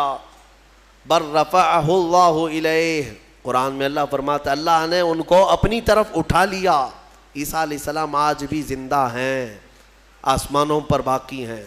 اب وہ شخص اندر آیا، بہت دیر تک وہ باہر نہیں آ رہا تھا، تو یہودی باہر جو کھڑے تھے وہ پریشان تھے کہ ہمارا جو آدمی گیا ہے وہ آیا نہیں ابھی تک. اس کے بعد سبوں نے کہا چلو کہاں اس کو دیکھیں گے، حملہ کرتے ہیں. سب کے سب گھس گئے اور اندر جو شخص تھا وہ عیسیٰ علیہ السلام کی شکل کا دکھ رہا تھا، اسی کو پکڑ کر لائے، اس کو خوب مارا اور پھر لا کر کے باہر سولی پر چڑھا دیا، سولی پر چڑھا دیا، صلیب پر، اور پھانسی دے دی. پھانسی دینے کے بعد پھر ان کو یاد آیا ہمارا آدمی کہاں گیا جو ڈھونڈنے کے لیے گیا تھا. تو وہ کچھ لوگ تھے جو جانتے تھے پاؤں جو نیچے سے تھے وہ نہیں بدلے تھے، اللہ نے اس کی اصلی شکل پر ہی رکھا تھا. تو کچھ لوگوں نے پاؤں دیکھ کر کے کہا یہ تو ہمارا آدمی ہے، اس کے پاؤں تو ہمارے آدمی کی طرح ہے. لوگوں نے کہا اگر یہ ہمارا آدمی ہے تو پھر عیسیٰ کہاں گئے، عیسیٰ اس گھر سے کہاں گئے؟ ان کو ہم نے اندر جاتے دیکھا ہے، اندر ہم نے گھیرا کیا ہے، وہ کہاں گئے؟ اسی شک میں رہ گئے یہ عیسیٰ ہے کہ ہمارا آدمی ہے. کچھ کہتے ہمارا آدمی ہے، کچھ کہتے نہیں عیسیٰ ہے. اسی چکر میں رہ گئے یہ لوگ، ان کو پتہ ہی نہیں تھا کہ عیسیٰ علیہ السلام کہاں گئے. ظاہر سی بات ہے عیسیٰ علیہ السلام جب آسمانوں پر اٹھا لیے گئے، اب اگر یہ خبر کوئی دے گا تو کوئی اللہ کا نبی ہی دے گا نا، کوئی نبی ہی دے گا، غیب کی خبر کون دے گا؟ اور اتفاق کی بات عیسیٰ علیہ السلام کے آسمانوں پر اٹھائے جانے کے بعد سے لے کر 550 سال تک کوئی نبی نہیں آیا. اس کے بعد اگر کوئی نبی آیا تو ہمارے آقا محمد صلی اللہ علیہ وسلم آئے، صرف حضور آئے 570 سال کے بعد. میں آپ کو بتاتا ہوں ان یہودیوں کے چکر کو اور عیسائیوں کے چکر کو بھی، عیسائی بیچارے ان کو خود کو بھی نہیں معلوم تھا کہ ہمارے نبی کہاں ہیں. بعض کا عقیدہ یہ بن گیا کہ ہمارے نبی کو سولی پر چڑھا دیا گیا، اسی لیے آج بھی وہ لوگ صلیب ڈال کر کے گھومتے رہتے.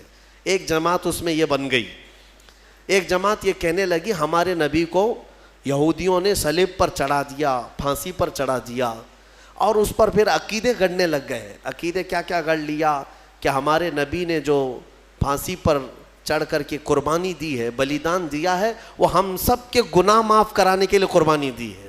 تو اب یہ جتنے چاہے گناہ کرتے رہے، خوب شراب پئیں، خوب ناچیں، کیونکہ وہ سولی پر چڑھ کر کے سب معاف کرا دیے.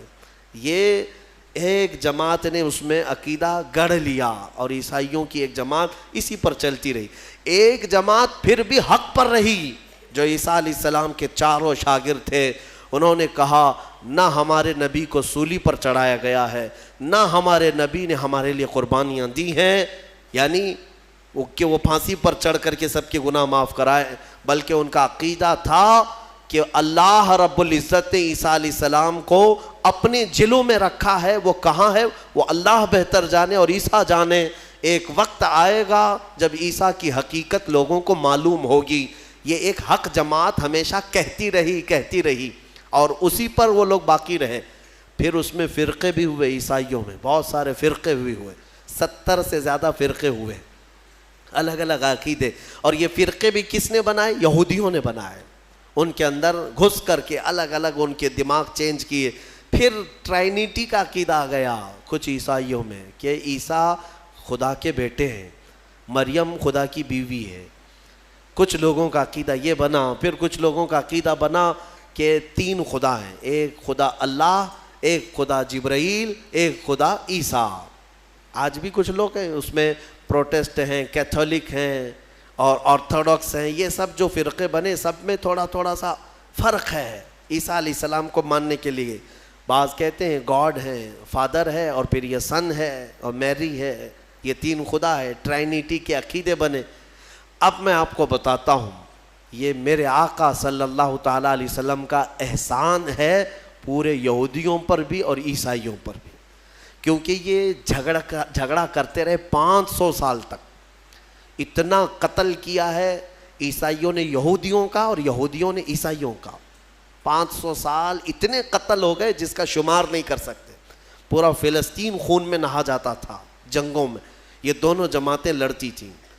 وہ الزام لگاتے ان کی ماں پر اور یہ یہودیوں پر الزام لگاتے. اور قرآن بھی کہتا ہے وقالت الیہود لیست النصارى علی شیء وقالت النصارى لیست الیہود علی شیء. دونوں کہتے تھے. عیسائی کہتے تھے یہودی کوئی چیز ہی نہیں ہے اور یہودی کہتے عیسائی کوئی چیز ہی نہیں ہے. دونوں لڑتے تھے. 570 سال کے بعد میرے آقا صلی اللہ علیہ وسلم جب جلوہ بار ہوئے اور پھر میرے آقا پر قرآن کی آیتیں اتری اور سورہ مریم اتری, تب میرے آقا نے علل اعلان فرمایا کہ اے لوگوں مریم پر تہمت نہ رکھو, وہ اللہ کی سب سے پاک باز بندی ہیں. عیسائیوں کو احسان ماننا چاہیے میرے آقا کا کہ حضرت بی بی مریم کی طہارت پوری دنیا میں اگر عیسیٰ علیہ السلام کے بعد کسی نے بیان کی ہے تو میرے مصطفیٰ نے بیان کیا. ہاں, اور دوسری بات حضرت عیسیٰ علیہ السلام کہاں گئے کہاں ہے عیسائیوں کو بھی نہیں معلوم, یہودیوں کو بھی نہیں معلوم. میرے آقا صلی اللہ علیہ وسلم نے قرآن کی وحی اترنے کے بعد لوگوں کو بتایا کہ یہ سب آپس میں اختلاف کرتے ہیں. حقیقت یہ ہے کہ عیسیٰ علیہ السلام کو نہ پھانسی دی گئی نہ سولی پر چڑھایا گیا, بلکہ عیسیٰ علیہ السلام کو اللہ نے آسمانوں پر اٹھایا ہے اور قیامت کے قریب عیسیٰ علیہ السلام پھر دنیا میں نازل ہوں گے. یہ عقیدہ میرے آقا نے دیا. ان عیسائیوں کو تمیز نہیں ہے, انہیں پتہ نہیں ہے اسلام کی دشمنی میں مرے جاتے ہیں ہاں اور جال بنتے ہیں. انہیں معلوم ہونا چاہیے کہ اسلام کے آنے کے بعد یہ احسان ہے میرے آقا صلی اللہ علیہ وسلم کا کہ بی بی مریم کی بھی طہارت بیان کی اور عیسیٰ علیہ السلام کی حقیقت بھی بیان کی ہے. اللہ تبارک و تعالیٰ ان گمراہ عقیدوں سے ہماری حفاظت فرمائے. ہمیں سورہ فاتحہ میں مولا نے جو سنایا ہے سکھایا ہے وہ یہی ہے اہدنا الصراط المستقیم. دعا کرتے نا اے اللہ ہمیں سیدھا راستہ چلا, اے اللہ ہمیں سیدھا راستہ چلا. کون سا سیدھا راستہ؟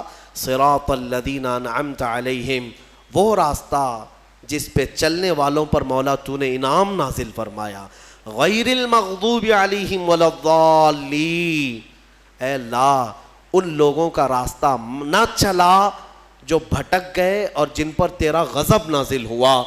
اب تفسیر پڑھیں گے تو آپ کو پتہ چلے گا کہ یہ دونوں کون ہیں جن پر اللہ کا غضب ہوا اور جو بھٹک گئے. جن پر غضب ہوا وہ یہودی ہیں اور جو بھٹک گئے وہ عیسائی ہیں. مولا تعالیٰ ان دونوں جماعتوں سے ہماری حفاظت فرمائے, ہمیں راہ حق عطا فرمائے اور مولا کریم ہمیں ہمارے مصطفیٰ کریم صلی اللہ علیہ وسلم کے دامن میں قیامت میں ہمارا حشر فرمائے. وآخر دعوانا ان الحمدللہ رب العالمین. آج کی شب میں قرآن عظیم کے 17 پارے مکمل ہو چکے.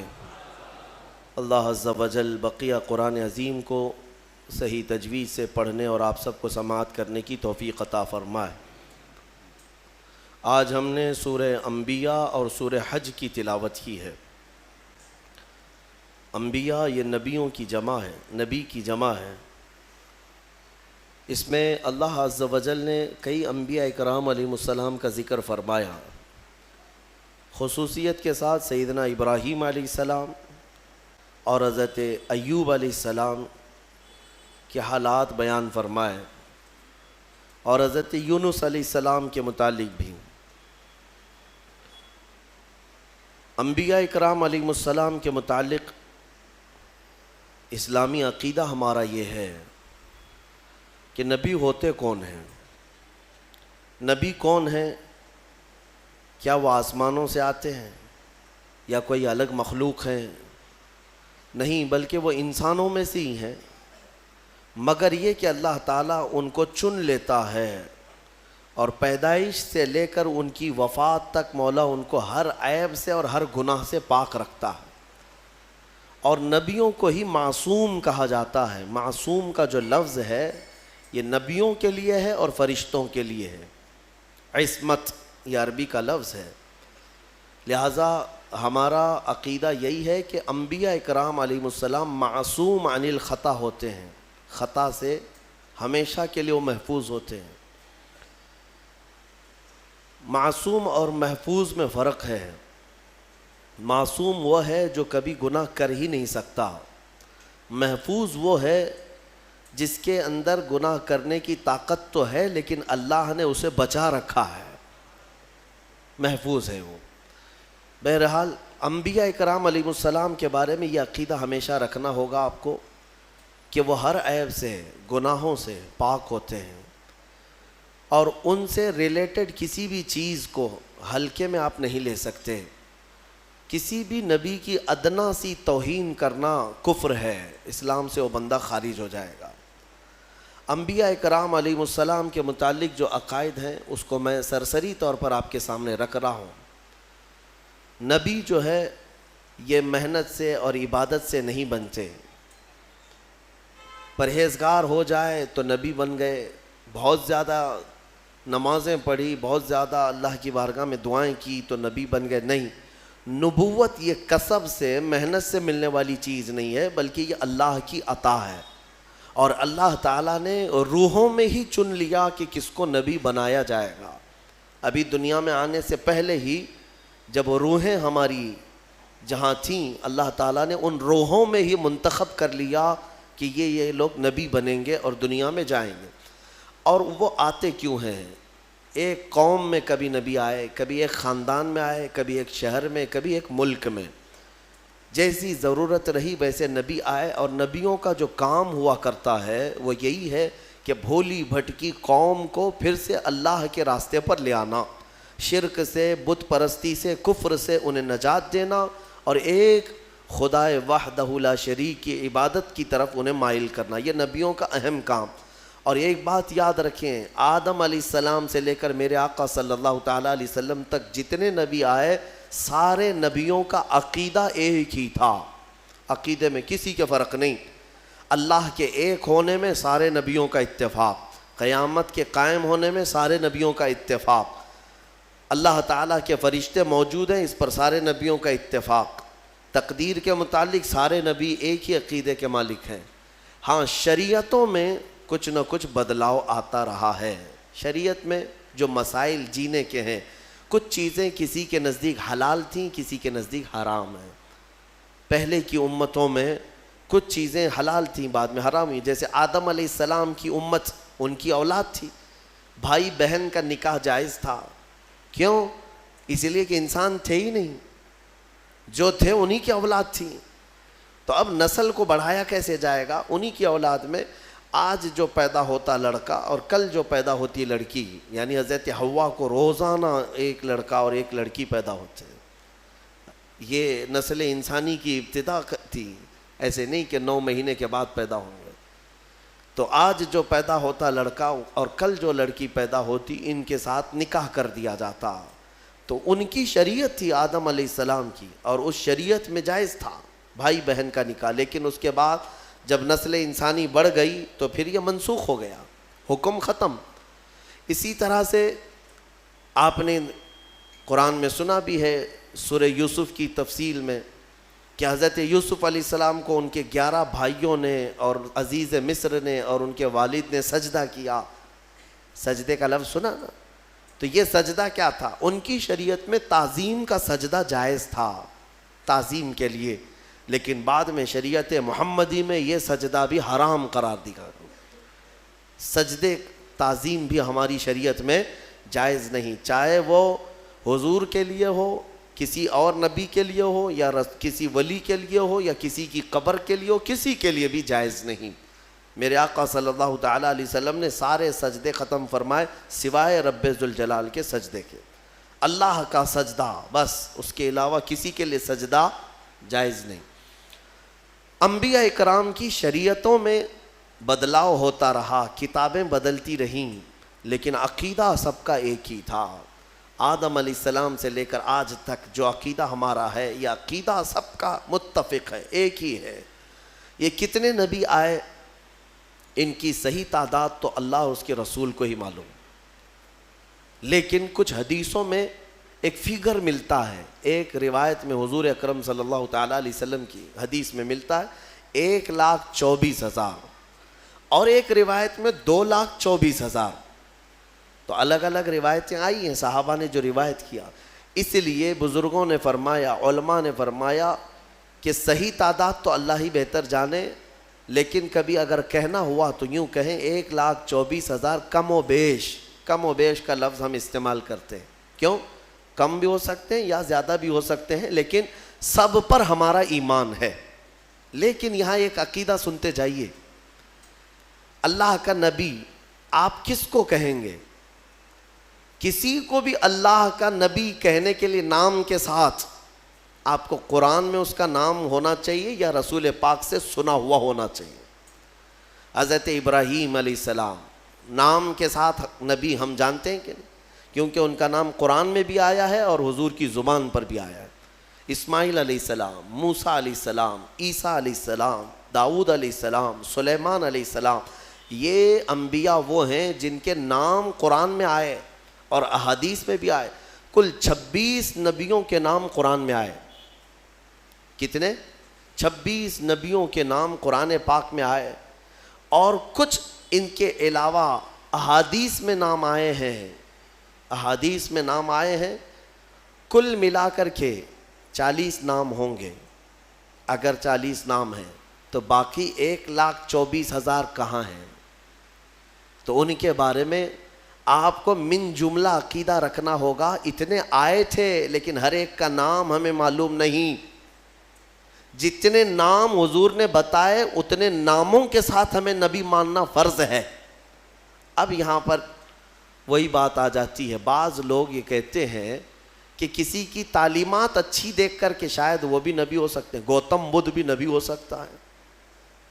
رام کرشن کے بارے میں بھی کچھ لوگوں نے کلام کر دیا. ہاں، یہ میں ان لوگوں کی بات نہیں کر رہا ہوں جو رام کرشن کے بھکت ہیں، بلکہ میں بعض مسلمان اسکالر کہے جانے والوں کی بات کر رہا ہوں. ہاں، ان لوگوں کو تحقیق کا بڑا شوق ہے تو تحقیق میں کچھ بھی لٹ مار دیں گے. کیوں میاں گوتم بدھ نبی ہیں، نبی ہو سکتے ہیں؟ یہ کچھ لوگوں نے یہ شوشہ چھوڑا. دلیل میں یہ کہتے ہیں ان کی تعلیمات بھی جو ہیں وہ دوسرے نبیوں کی تعلیمات سے ملتی جلتی ہیں. اخلاق کی تعلیم ہے، اچھائی کی تعلیم ہے، تصوف کے جتنے بھی مراحل ہیں وہ ان کی تعلیمات میں بھی ملتے ہیں. ہو سکتا ہے وہ اپنے زمانے کے نبی رہے ہوں.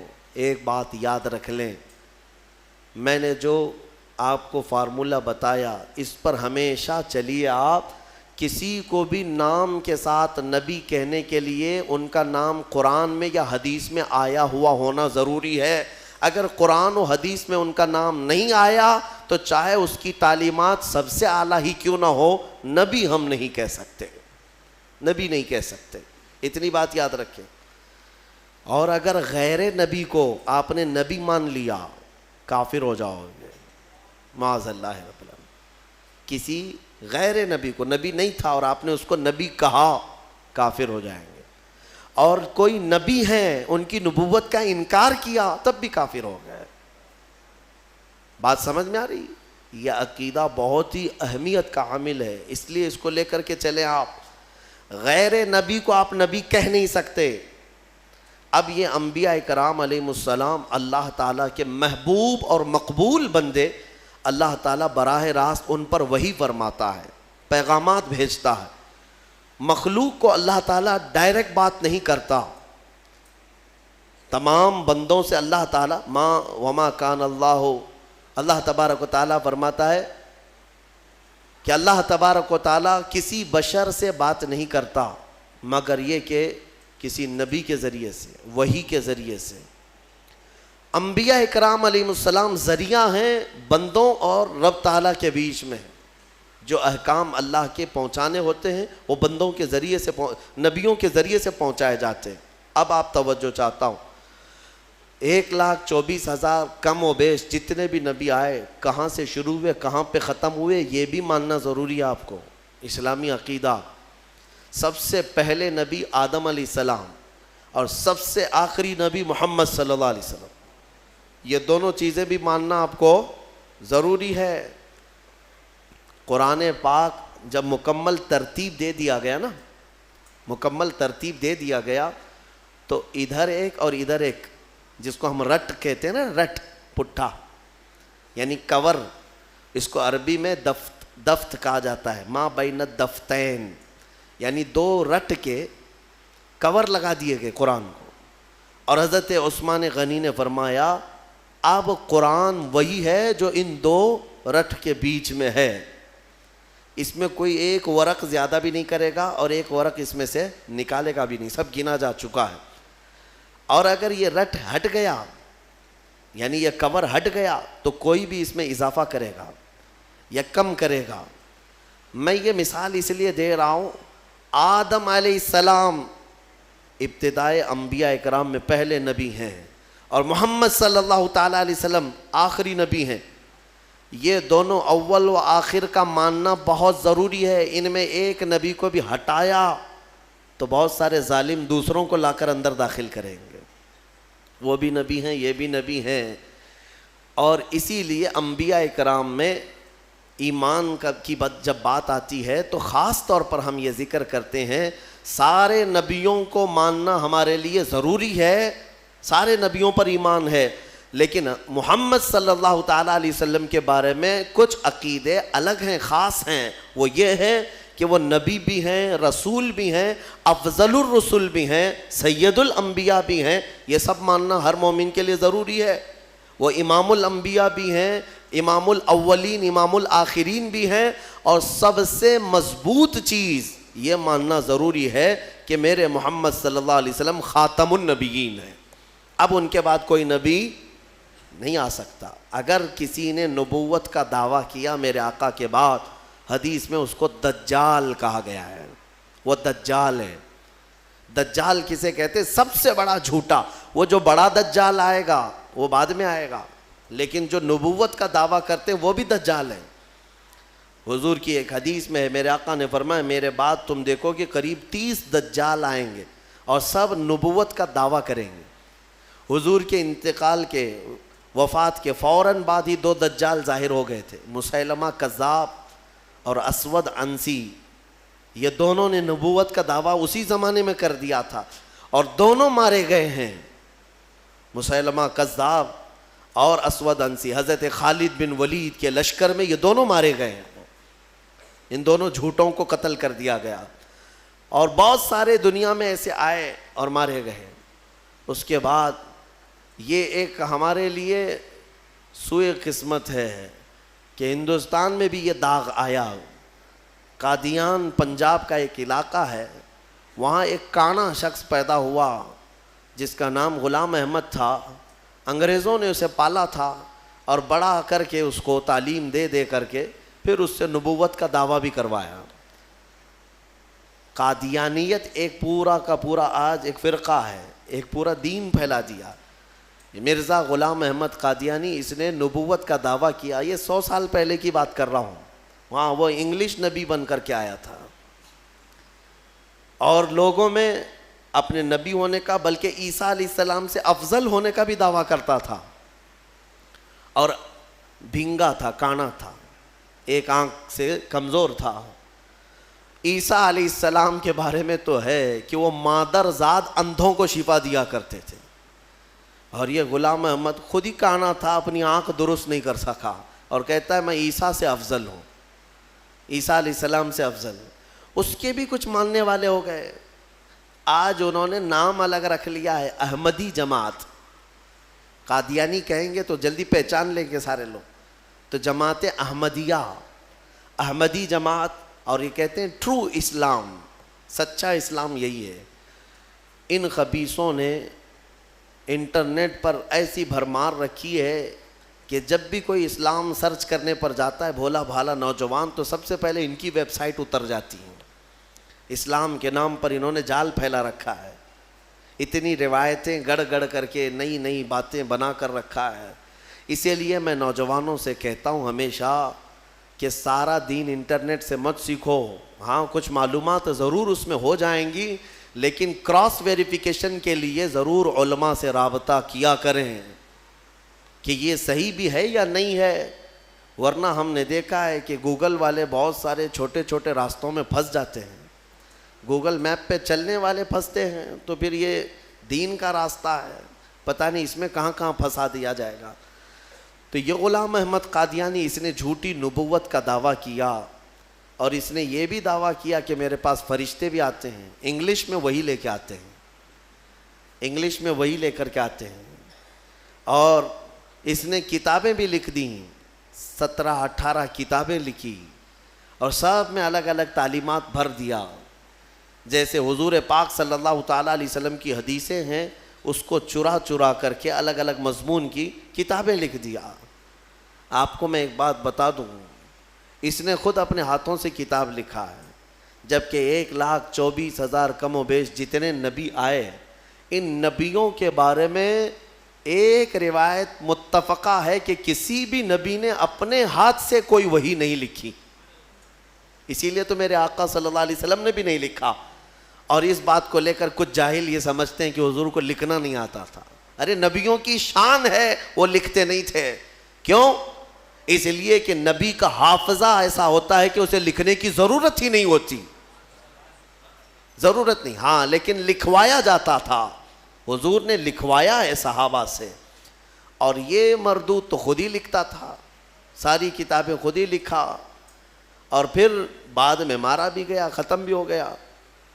انہوں نے ایک گند پھیلا رکھی ہے، فرشتوں کا نام بھی ٹیسو ٹیسو، میسو میسو، نہ جبرائیل نہ میکائیل نہ اسرافیل نہ اسرائیل، ٹیسو ٹیسو میسو میسو، جو وہی لے کر کے آتے تھے۔ نعوذ باللہ من ذالک، انہوں نے ایک دین کو مذاق بنایا۔ اس طرح کے اور بھی جھوٹے نکلیں گے، نبوت کا دعویٰ کریں گے تو فوراً پہچان لینا کہ یہ ہمارے زمانے کا دجال ہے۔ دجال کہتے ہیں سب سے زیادہ جھوٹ بولنے والا، سب سے زیادہ جھوٹ بولنے والا، اس کو کیا کہتے ہیں عربی میں؟ دجال۔ اور دنیا کا سب سے بڑا جھوٹ کہ حضور کے بعد کوئی نبی پیدا ہوگا، یہ دنیا کا سب سے بڑا جھوٹ ہے، اور جس نے کہا وہ دجال ہے۔ اور ابھی فی زمانہ ہمارے ہاں جو دجال ہے وہ ہماری کرنٹ میڈیا ہے، میڈیا، نیوز کے اینکر، یہ تقریباً یہ دجال کے چیلے ہیں، یعنی چھوٹے چھوٹے دجال ہیں، کیونکہ جھوٹ جتنا زیادہ بولتا ہے عربی میں اس کو دجال کہتے ہیں۔ دجل عربی کا لفظ ہے حقیقت کو چھپا دینا، حقیقت کو چھپا دینا۔ ہاں یہ کہیں گے گھر چوری ہو گیا، دیکھا ہے چور سامنے سے جا رہا ہے، نہیں میاں وہ تو لومڑی نے چوری کیا ہے، اور پوری دنیا کو باور بھی کرا دیا جائے گا لومڑی نے چوری کیا ہے۔ یہ جو دجل ہے اس کو دجال کہتے ہیں، یہ جھوٹ۔ بہرحال انبیاء اکرام علیہ السلام کے متعلق یہ عقائد آپ کے ذہن نشین رہیں کہ یہ بہت ہی اہمیت کے حامل ہیں۔ نبوت کے متعلق جو عقائد ہے، اے میرے عزیزو، اس میں کبھی گمراہی نہ آئے۔ ابھی ماضی میں 4-6 مہینے پہلے ہی ہم سے کچھ لوگ بار بار مطالبہ کر رہے تھے کہ ایک ہندوستان میں کوئی رام پال نام سے شخص ہے جس نے تعلیمات وغیرہ کے ذریعے سے اپنے آپ کو یہ ثابت کرنا شروع کیا کہ محمد کے بعد میں آخری نبی ہوں۔ تمہارا کیا تعلق ہے نبوت سے؟ ادھر کیوں آ گئے؟ وہ انت بھکتی زیادہ اچھی ہے تمہارے لیے، وہیں پر رہتے۔ لیکن اس کے چیلے بار بار مجھے کہتے ہیں کہ ہمارے ساتھ بھی مباہلہ کر لو، ہمارے ساتھ بھی مقابلہ کر لو۔ میرے عزیزو، یہ منہ لگانے کے بھی قابل نہیں ہے۔ نبی پاک صلی اللہ تعالیٰ علیہ وسلم کے بعد آج بھی یہ موجود ہے، وہ کہتے ہیں کہ نبوت جو ہے ابھی بھی چل رہی ہے اور ہم آخری نبی ہیں۔ بہت سارے اس طرح کے فتنے آئے۔ میرے عزیزو، ایک اور فتنہ جنم لیا ہے انٹرنیٹ کی سرزمین پر، گوہر شاہی فتنہ۔ گوہر شاہی، لوگ اس کو دیکھ کر کے اس کی تعلیمات سے متاثر ہو جاتے ہیں۔ تصوف کی بڑی بڑی باتیں کرتا ہے ایک شخص اور لوگوں کو گمراہ کرتا ہے، کبھی نفس کی باتیں، کبھی نماز کی باتیں، کبھی معرفت کی، کبھی طریقت کی۔ بھولے بھالے مسلمان یہ سمجھتے ہیں کہ اس سے زیادہ علم کس کے پاس ہے۔ اے میرے عزیزو، اس سے بھی زیادہ تعجب کی چیزیں تمہارے پاس آتی رہیں گی۔ حضور پاک نے بہت پہلے ہی بشارت دی ہے کہ ایسی جماعتیں آئیں گی، تمہیں پتہ نہیں ان کے چھپے ہوئے عقیدے۔ یہ گوہر شاہی فتنہ کیا ہے؟ یہ اپنے ایک پیر کو مانتے ہیں جس کو یہ کہتے ہیں کہ وہ رب الارباب ہے، معاذ اللہ، یعنی تمام خداؤں کو بھی پالنے والا ہے۔ وہ پتہ نہیں کون سے خداؤں کو پالنے والا ہے۔ لیکن ان کا عقیدہ یہ ہے کہ وہ رب الارباب ہے. یہ لفظ ہے میں نے سنا ہے, کھلی ہوئی, یہ کھلا ہوا ارتداد ہے, ان کا اسلام سے بھی تعلق نہیں, اور لوگ اس کو تصوف کا بادشاہ سمجھے بیٹھے ہوئے ہیں, کہتے ہیں ہم کو سیدھا راستہ مل گیا. بلکہ میں نے ان کے فتنوں میں یہ تک سنا ہے, وہ کہتے ہیں اس زمانے میں اگر کوئی لا الہ الا اللہ کلمہ پڑھتا ہے تو وہ کھلا شرک کرتا ہے. اب یہ کلمہ نہیں چلے گا, گوہر شاہی کلمہ چلے گا, اس کے پیر کا کلمہ چلے گا. نعوذ باللہ من ذالک. نبوت کا بھی قریب قریب دعویٰ انہوں نے کیا ہے. اور جانتے ہیں یہ گوہر شاہی جو ایک فرقہ ہے, ریاض نام سے کوئی ان کا گرو گھنٹال ہے, اس کو اس بڑی پیمانے پر مانتے ہیں کہ یہ تسبیح میں کیا پڑھتے ہیں, ہم تو سبحان اللہ کہتے ہیں, وہ سبحان الریاض کہتے ہیں. نعوذ باللہ من ذالک. میں بھولے بھالے سنی مسلمانوں کو سمجھانا چاہوں گا کہ صرف جو دکھنے والی چکا چوند ہے اس پر مت چلے جانا. ان کا چھپا ہوا زہر اتنا خطرناک ہے کہ تم بے ایمان ہو جاؤ گے, کفر کی موت مر جاؤ گے, تمہیں پتہ بھی نہیں چلے گا. ہو سکتا ہے 90 باتیں ان کی اچھی لگتی ہوں, تصوف کی, طریقت کی, معرفت کی, لوگوں کو کا دل موہ لیتی ہیں باتیں, انسان کے اندر کی حقیقت بتا رہا ہے, انسان کے عروج و ارتقاء کی منزلیں بتا رہا ہے, انسان کے برزخی زندگی بتا رہا ہے, تو لوگوں کو نیا پن اچھا لگتا ہے, اٹریکٹ ہوتے ادھر چلے جاتے ہیں. لیکن تمہیں پتہ نہیں اس اٹریکشن میں آپ کب کے دین کھو بیٹھتے ہو, ایمان چلا جاتا ہے. جو شخص دنیا میں اپنے پیر کو یہ عقیدہ رکھتا ہو کہ یہ رب الارباب ہے, یعنی رب کو بھی پالنے والا ہے معاذ اللہ, اور یہ عقیدہ رکھتا ہو کہ تسبیح اسی کی پڑھی جائے گی, اور یہ عقیدہ رکھتا ہو کہ کلمہ اس زمانے میں لا الہ الا اللہ پڑھنا کھلا شرک ہے, نعوذ باللہ, پھر اس کا دین اسلام سے کیا تعلق ہے؟ یہ یہودیوں کے پالے ہوئے وہ لوگ ہیں جو اسلام کو پڑھتے ہیں اور اسلامی لباس پہن کر کے ہماری جماعتوں میں آتے ہیں. لہٰذا میں سب کو الرٹ کرنا چاہوں گا, اس فتنے سے اپنے آپ کو بچاؤ. میں بہت دور دور جا کر کے دیکھا, چھوٹے چھوٹے علاقوں میں صرف انٹرنیٹ کو دیکھ کر کے لوگ اس کے مرید ہو گئے, اس کے گرویدہ ہو گئے, اس کے پیچھے ہو گئے.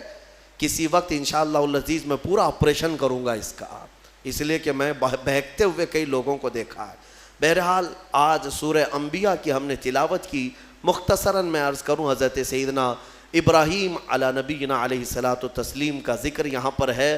وہ جو آپ کے بچپن میں واقعہ پیش آیا کہ آپ تنہا اپنی آبادی میں تھے جو اللہ کی عبادت کرتے تھے, باقی سب کے سب وہاں پر بتوں کی پرستش والے, کچھ ستارہ پرست تھے, کچھ سورج کے پوجا والے تھے. ان سارے مشرکین کے بیچ میں تنہا ابراہیم علیہ السلام ہیں جو اللہ رب العزت کی عبادت کرتے اور لوگوں کو بلاتے بھی تھے کہ اس دین کی طرف آؤ. سگے چچا کو بلایا, آزر جو مشرک رہا, حضرت ابراہیم علیہ السلام کی دعوت پر وہ نہیں آتے. بتوں کا تو ایک بہت بڑا میلہ لگتا تھا, اتنے بڑے وہاں پر تراشے ہوئے ان کے اپنے خدا تھے جن کے پاس منتیں مانگی جاتی, اعتکاف کرتے, نظر و نیاز کرتے, اس زمانے کے جیسے طریقے تھے ان کے. ایک مرتبہ ایسا ہوا کہ وہ لوگ پورے کے پورے گاؤں کے باہر میلے میں گئے تھے اور گاؤں میں کوئی نہیں تھا. ابراہیم علیہ السلام اکیلے آئے یہ جھوٹے خداؤں کے پاس, کلاڑی اپنے ہاتھ میں لے کر ایک ایک کو مارتے اور گراتے چلے گئے, سب کو توڑتے چلے گئے, اور ان سے کہتے بھی تھے کہ میں مار رہا ہوں, بچا لو اپنے آپ کو. کون بچاتا؟ وہ اپنے جسم سے مکھی نہیں ہٹا سکتے. پھر اس کے بعد سارے لوگوں کو زمین بوس کر کے بڑے بت کے گلے میں کلاڑی لٹکا دیا. جو سب سے بڑا تھا اس کے گلے میں کلاڑی لٹکایا اور واپس چلے آئے. شام کو جب لوگ آئے گاؤں والے, اپنے خداؤں کا یہ حشر دیکھا تو آگ بگولا ہو گئے. یہ سب ایسی درگت کس نے بنائی ان کی؟ قرآن میں اللہ تعالیٰ فرماتا ہے قالوا من فعل هذا بآلهتنا, سب کہنے لگے کہ کس نے کیا ہمارے خداؤں کے ساتھ ایسے. پھر سب آپس میں بات کرنے لگے, قالوا سمعنا فتى يذكرهم يقال له ابراہیم, ہم نے سنا ہے کہ ایک نوجوان رہتا ہے جس کا نام ابراہیم ہے, اسی نے کیا ہوگا, وہ اکیلا نہیں آیا تھا ہمارے ساتھ.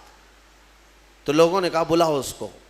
بادشاہ وقت کے سامنے بلایا گیا اور پوچھا گیا اَأَنْتَ فَعَلْتَ هَذَا بِآلِهَتِنَا یا ابراہیم، اے ابراہیم ہمارے خداؤں کے ساتھ تو نے ایسا کیا ہے؟ یہ سب ایسی درگت ان کی تو نے بنائی، سب ٹکڑے ٹکڑے نیچے گرے ہوئے ہیں۔ قال بل فعلہ کبیرہم، ابراہیم علیہ السلام نے کہا نہیں، ان کے بڑے نے کیا ہے، ان کے ساتھ ان کے بڑے نے کیا ہے۔ بڑا بہت موجود تھا نا، بڑا جس کی کلاڑی گلے میں لٹک رہی تھی، تو لوگ حیرت میں رہ گئے کہ ایک بڑے نے چھوٹوں کو سب کو کیسے مار دیا۔ ابراہیم علیہ السلام نے ذو معنی بات کی تھی، یعنی جس کو دو معنی والی بات کہا جاتا ہے۔ وہ تو جاہل سمجھ رہے تھے کہ ابراہیم نے کہا ہمارے بڑے خدا نے سب ایسا کیا، جبکہ ابراہیم علیہ السلام کی نیت یہ تھی کہ ان کا بڑا تو میں ہی ہوں، ان کا بڑا میں ہی ہوں، ان کے بڑے نے کیا ہے، آپ سچ ہی بول رہے تھے۔ لوگوں نے کہا ان کا بڑا ایسا کیسے کر سکتا ہے، ایسے کیسے کر سکتا ہے؟ تو آپ نے کہا باقی تو سب مرے ہیں، ایک تو کھڑا ہے، اس سے پوچھو کس نے کیا، ایک تو ابھی باقی ہے نا، اسی سے پوچھو باقی سب کے ساتھ ایسے کس نے کیا۔ تو سب غصے میں لال پیلے ہو گئے، کہا کہ تم ہمارے خداؤں کے بارے میں ایسی ایسی باتیں کرتے ہو۔ تو ابراہیم علیہ السلام نے کیا جملہ کہا کہ اُفٍ لَكُمْ وَلِمَا تَعْبُدُونَ مِن دُونِ اللَّهِ أَفَلَا تَعْقِلُونَ، لعنت ہے تم لوگوں پر، اللہ کے سوا دوسروں کی عبادت کرتے ہو، ایسوں کی جو نہ اپنے آپ کو بچا پا رہے ہیں، نہ کسی کو نفع دے سکتے ہیں، نہ نقصان دے سکتے ہیں، ایسوں کی عبادت کرتے ہو۔ اب ظاہر سی بات ہے حق بات کڑوی ہوتی ہے، کڑوی لگتی ہے، ہوتی نہیں ہے، لگتی ہے۔ کچھ لوگوں کو جن کو قبول نہ کرنا ہو، اور غصے میں ان لوگوں نے ابراہیم علیہ السلام کے خلاف ایک محاذ چھیڑ دیا، حکم ہوا کہ ایک آگ لگائی جائے اور انہیں جلایا جائے۔ یہ سن نہیں پاتے ہیں، حالانکہ جو حقیقت ہے وہ بتاؤ تو لال پیلے ہو جائیں گے، غصے میں آ جائیں گے۔ یہ برسوں سے چلا آ رہا ہے، برسوں سے ایسا ہے۔ ابراہیم علیہ السلام کو آگ میں ڈالنے کے لیے انہوں نے جو آگ لگائی، تفسیر میں اس کے لیے فرمایا گیا 1 مہینے تک جلاتے رہے، 1 مہینے تک سارے لوگ لکڑیاں جمع کیے، جنگل کاٹ کاٹ کر کے انہوں نے لکڑیوں کا اوٹ لگا دیا۔ آگ جب بھڑکائی گئی، اندازہ تو کیجئے ایک ابراہیم علیہ السلام کو ڈالنا تھا، تو اتنی آگ کی کیا ضرورت ہے، اتنی آگ کی کیا ضرورت ہے؟ یہ مشرکین کی فطرت ہے کہ انتقام جب لینے کی بات آتی ہے تو یہ بھڑک جاتے ہیں اور بہت ہی زیادہ بڑے پیمانے پر نقصان پہنچانے کے پلان بناتے ہیں، پہلی چیز سے بھی عادت رہی ہے۔ اتنی بڑی آگ لگائی، یہاں تک کہ اوپر سے اگر کوئی پرندہ بھی جاتا تو جل جاتا، اس آگ کی گرمی اتنی تھی۔ اور سب سے پہلے ان لوگوں نے منجنیق بنائی، منجنیق جس میں پتھر رکھ کر کے جو توپ ہوتا ہے نا، توپ جس طرح اڑاتے ہیں، وہ ابراہیم علیہ السلام کے لیے بنائی گئی سب سے پہلے، کیونکہ قریب میں جا کر کے ڈالے گا کون آگ میں، جو قریب جاتا وہ بھی جل جاتا۔ کافی دور 1 میل تک اس کی گرمی آ رہی تھی۔ منجنیق میں ابراہیم علیہ السلام کو رکھ کر کے اڑایا گیا تاکہ آگ میں وہ اچھل کر کے جائیں، قریب تک تو کوئی جا نہیں سکتا تھا۔ انہوں نے منجنیق میں رکھ کر کے ابراہیم علیہ السلام کو اڑایا۔ جب ابراہیم علیہ السلام آگ میں گرے جا رہے تھے تو اللہ رب العزت نے جبرائیل امین کو بھیجا کہ فوراً جاؤ ابراہیم کے پاس اور ان کو آگ سے بچاؤ۔ جبرائیل آئے اور کہنے لگے الک حاجت یا خلیل اللہ، اے اللہ کے خلیل کوئی حاجت ہو تو بتا دے، آگ میں گرنے کے قریب ہیں۔ ابراہیم علیہ السلام کہتے ہیں حاجت تو ہے مگر تم سے نہیں، میرے رب ذوالجلال سے۔ یہ توکل تھا، یقین تھا۔ اللہ تعالیٰ فوراً فرماتا ہے قلنا یا نار کونی بردن وسلاما علی ابراہیم، ہم نے کہا اے آگ ابراہیم پر ٹھنڈی ہو جا، سلامتی والی ہو جا۔ اللہ کا یہ حکم تھا، یا نارو، اے آگ۔ اس وقت حضرت ابراہیم علیہ السلام کے لیے جو جلائی گئی تھی آگ، وہ دکھ تو رہی تھی آگ، لیکن اندر سے ایسی ٹھنڈی تھی جیسے کسی باغیچے کی ٹھنڈی ہوا۔ ابراہیم علیہ السلام اس میں کئی دنوں تک رہے اور آپ کے جسم تو دور کی بات، آپ کے کپڑے کا رواں تک نہیں جلا۔ اور اتنا ہی نہیں، روایات میں ملتا ہے کہ اس زمانے میں پوری دنیا میں جہاں جہاں آگ جل رہی تھی ساری آگ ٹھنڈی ہو گئی تھی، کیونکہ اللہ نے فرمایا یا نارو، اے آگ ٹھنڈی ہو جا. تو ہر آگ نے یہ محسوس کیا کہ یہ حکم میرے لیے تو نہیں ہے. دنیا میں جہاں جہاں آگ جل رہی تھی سب ٹھنڈی ہو گئی. ابراہیم علیہ السلام کے لیے ٹھنڈی کی گئی تھی ایک آگ، لیکن دنیا کی ہر آگ ٹھنڈی ہوئی ہے. اسی لیے ہمارا یہ عقیدہ ہے کہ اللہ تبارک و تعالی جب اپنے محبوب بندوں کی محبت میں رحمتیں اتارتا ہے یا ان کے آس پاس سے عذاب اٹھاتا ہے تو جو قریب میں ہوتا ہے سب کو بھی وہ برکت میسر آ جاتی ہے، وہ برکت مل جاتی ہے. ابراہیم علیہ السلام کئی دنوں تک وہاں رہے اور اس کے بعد آگ بجھائی گئی، اور جب آگ کو ٹھنڈا کیا گیا تو ابراہیم علیہ السلام اپنے کپڑے جھاڑتے ہوئے کئی دنوں کے بعد آگ سے باہر آ رہے ہیں. میرے عزیزو، وہاں کیسے رہے آپ؟ یہاں تک کہ روایات بتاتی ہیں کہ ابراہیم علیہ السلام کو اس آگ کے اندر پھل بھی ملتے تھے، غذا بھی ملتی تھی، پانی بھی ملتا تھا، ساری نعمتیں ملتی تھی، اور کھاتے بھی رہتے تھے، پیتے بھی رہتے تھے. یعنی ابراہیم علیہ السلام کے لیے اللہ تعالیٰ نے وہ مکمل ایک بہترین آرام دہ باغیچہ بنایا. یہ مولا کی شان ہے، وہ جب آگ کو چاہے ٹھنڈا فرمائے اور کبھی ٹھنڈے کو چاہے تو وہ آگ بھی بناتے، اس کی قدرت کے فیصلے. ابراہیم علیہ السلام جب باہر آئے تو جانتے ہیں وہاں پر موجود لوگ جنہوں نے دیکھا وہ ابراہیم علیہ السلام پر ایمان لے آئے. اب ابراہیم علیہ السلام کے اس معجزے کے بعد گاؤں والے اور پریشان ہو گئے، جس کو ہم ہمیشہ کے لیے ختم کرنا چاہ رہے تھے، اب تو یہ آگ سے باہر آنے کے بعد ہمارا آدھا گاؤں اپنے دین میں لے لیا ہے. اور ابراہیم علیہ السلام کے پیروکار اور بڑھ گئے. پھر وہاں سے ہجرت کر کے آپ کو بابل، یہ شہر عراق کا ہے، بابل، آج بھی وہ عراق کا شہر موجود ہے. بابل انگلش میں اس کو بیبیلون کہتے ہیں، دنیا کی سب سے پرانی آبادی جہاں ہے. یہاں سے ہجرت کر کے پھر ابراہیم علیہ السلام فلسطین آئے جو مصر کا حصہ تھا. عزیزان گرامی، اس میں دو باتیں یہاں پر نقل کی جاتی ہیں. ایک بات تو یہ ہے کہ سارے لوگ جو وہاں پر ابراہیم علیہ السلام کو آگ لگانے میں مصروف تھے وہ کیا ہوئے؟ آگ جب بجھی ایک ہی دن کے اندر اللہ نے اس قوم پر ایسا عذاب نازل کیا کہ ان کے جسم زندگی میں ہی سڑ گئے، ایسے کہ ان کی انگلی لگاؤ تو گوشت نکل جائے. گلن ہو گئی، سڑن ہو گئی. ایک شام تک پوری آبادی سڑ گئی اور گل گئی، سب کے سب ہلاک و برباد ہوئے. جنہوں نے اللہ کے نبی کو آگ میں ڈالا تھا ان کا برا انجام، وہ عذاب میں گرفتار ہوئے. ہاں، ایک بات یہ بھی میں بتا دوں کہ جن لوگوں نے ابراہیم علیہ السلام کی حمایت کی تھی اللہ نے ان کو اپنی محبت سے بھی نوازا اور عنایتوں سے بھی نوازا. روایت میں دو جانوروں کا بھی ذکر آتا ہے، دو جانوروں کا، ایک مینڈک کا اور ایک گرگٹ کا، اور چھپکلی کا بھی ہے کہ گرگٹ نے یہ پھونک پھونک کر کے آگ کو بڑھانے کی کوشش کی اور مینڈک نے تھوک تھوک کر کے پانی آگ کو بجھانے کی کوشش کی کہ اللہ کے نبی ہیں. یہ آپ اندازہ کریں، گرگٹ کے پھونکنے سے نہ آگ بڑھنے والی ہے، مینڈک کے تھوکنے سے نہ آگ بجھنے والی، لیکن دونوں نے اپنے اپنے کاموں سے اپنی قسمت بنا لی.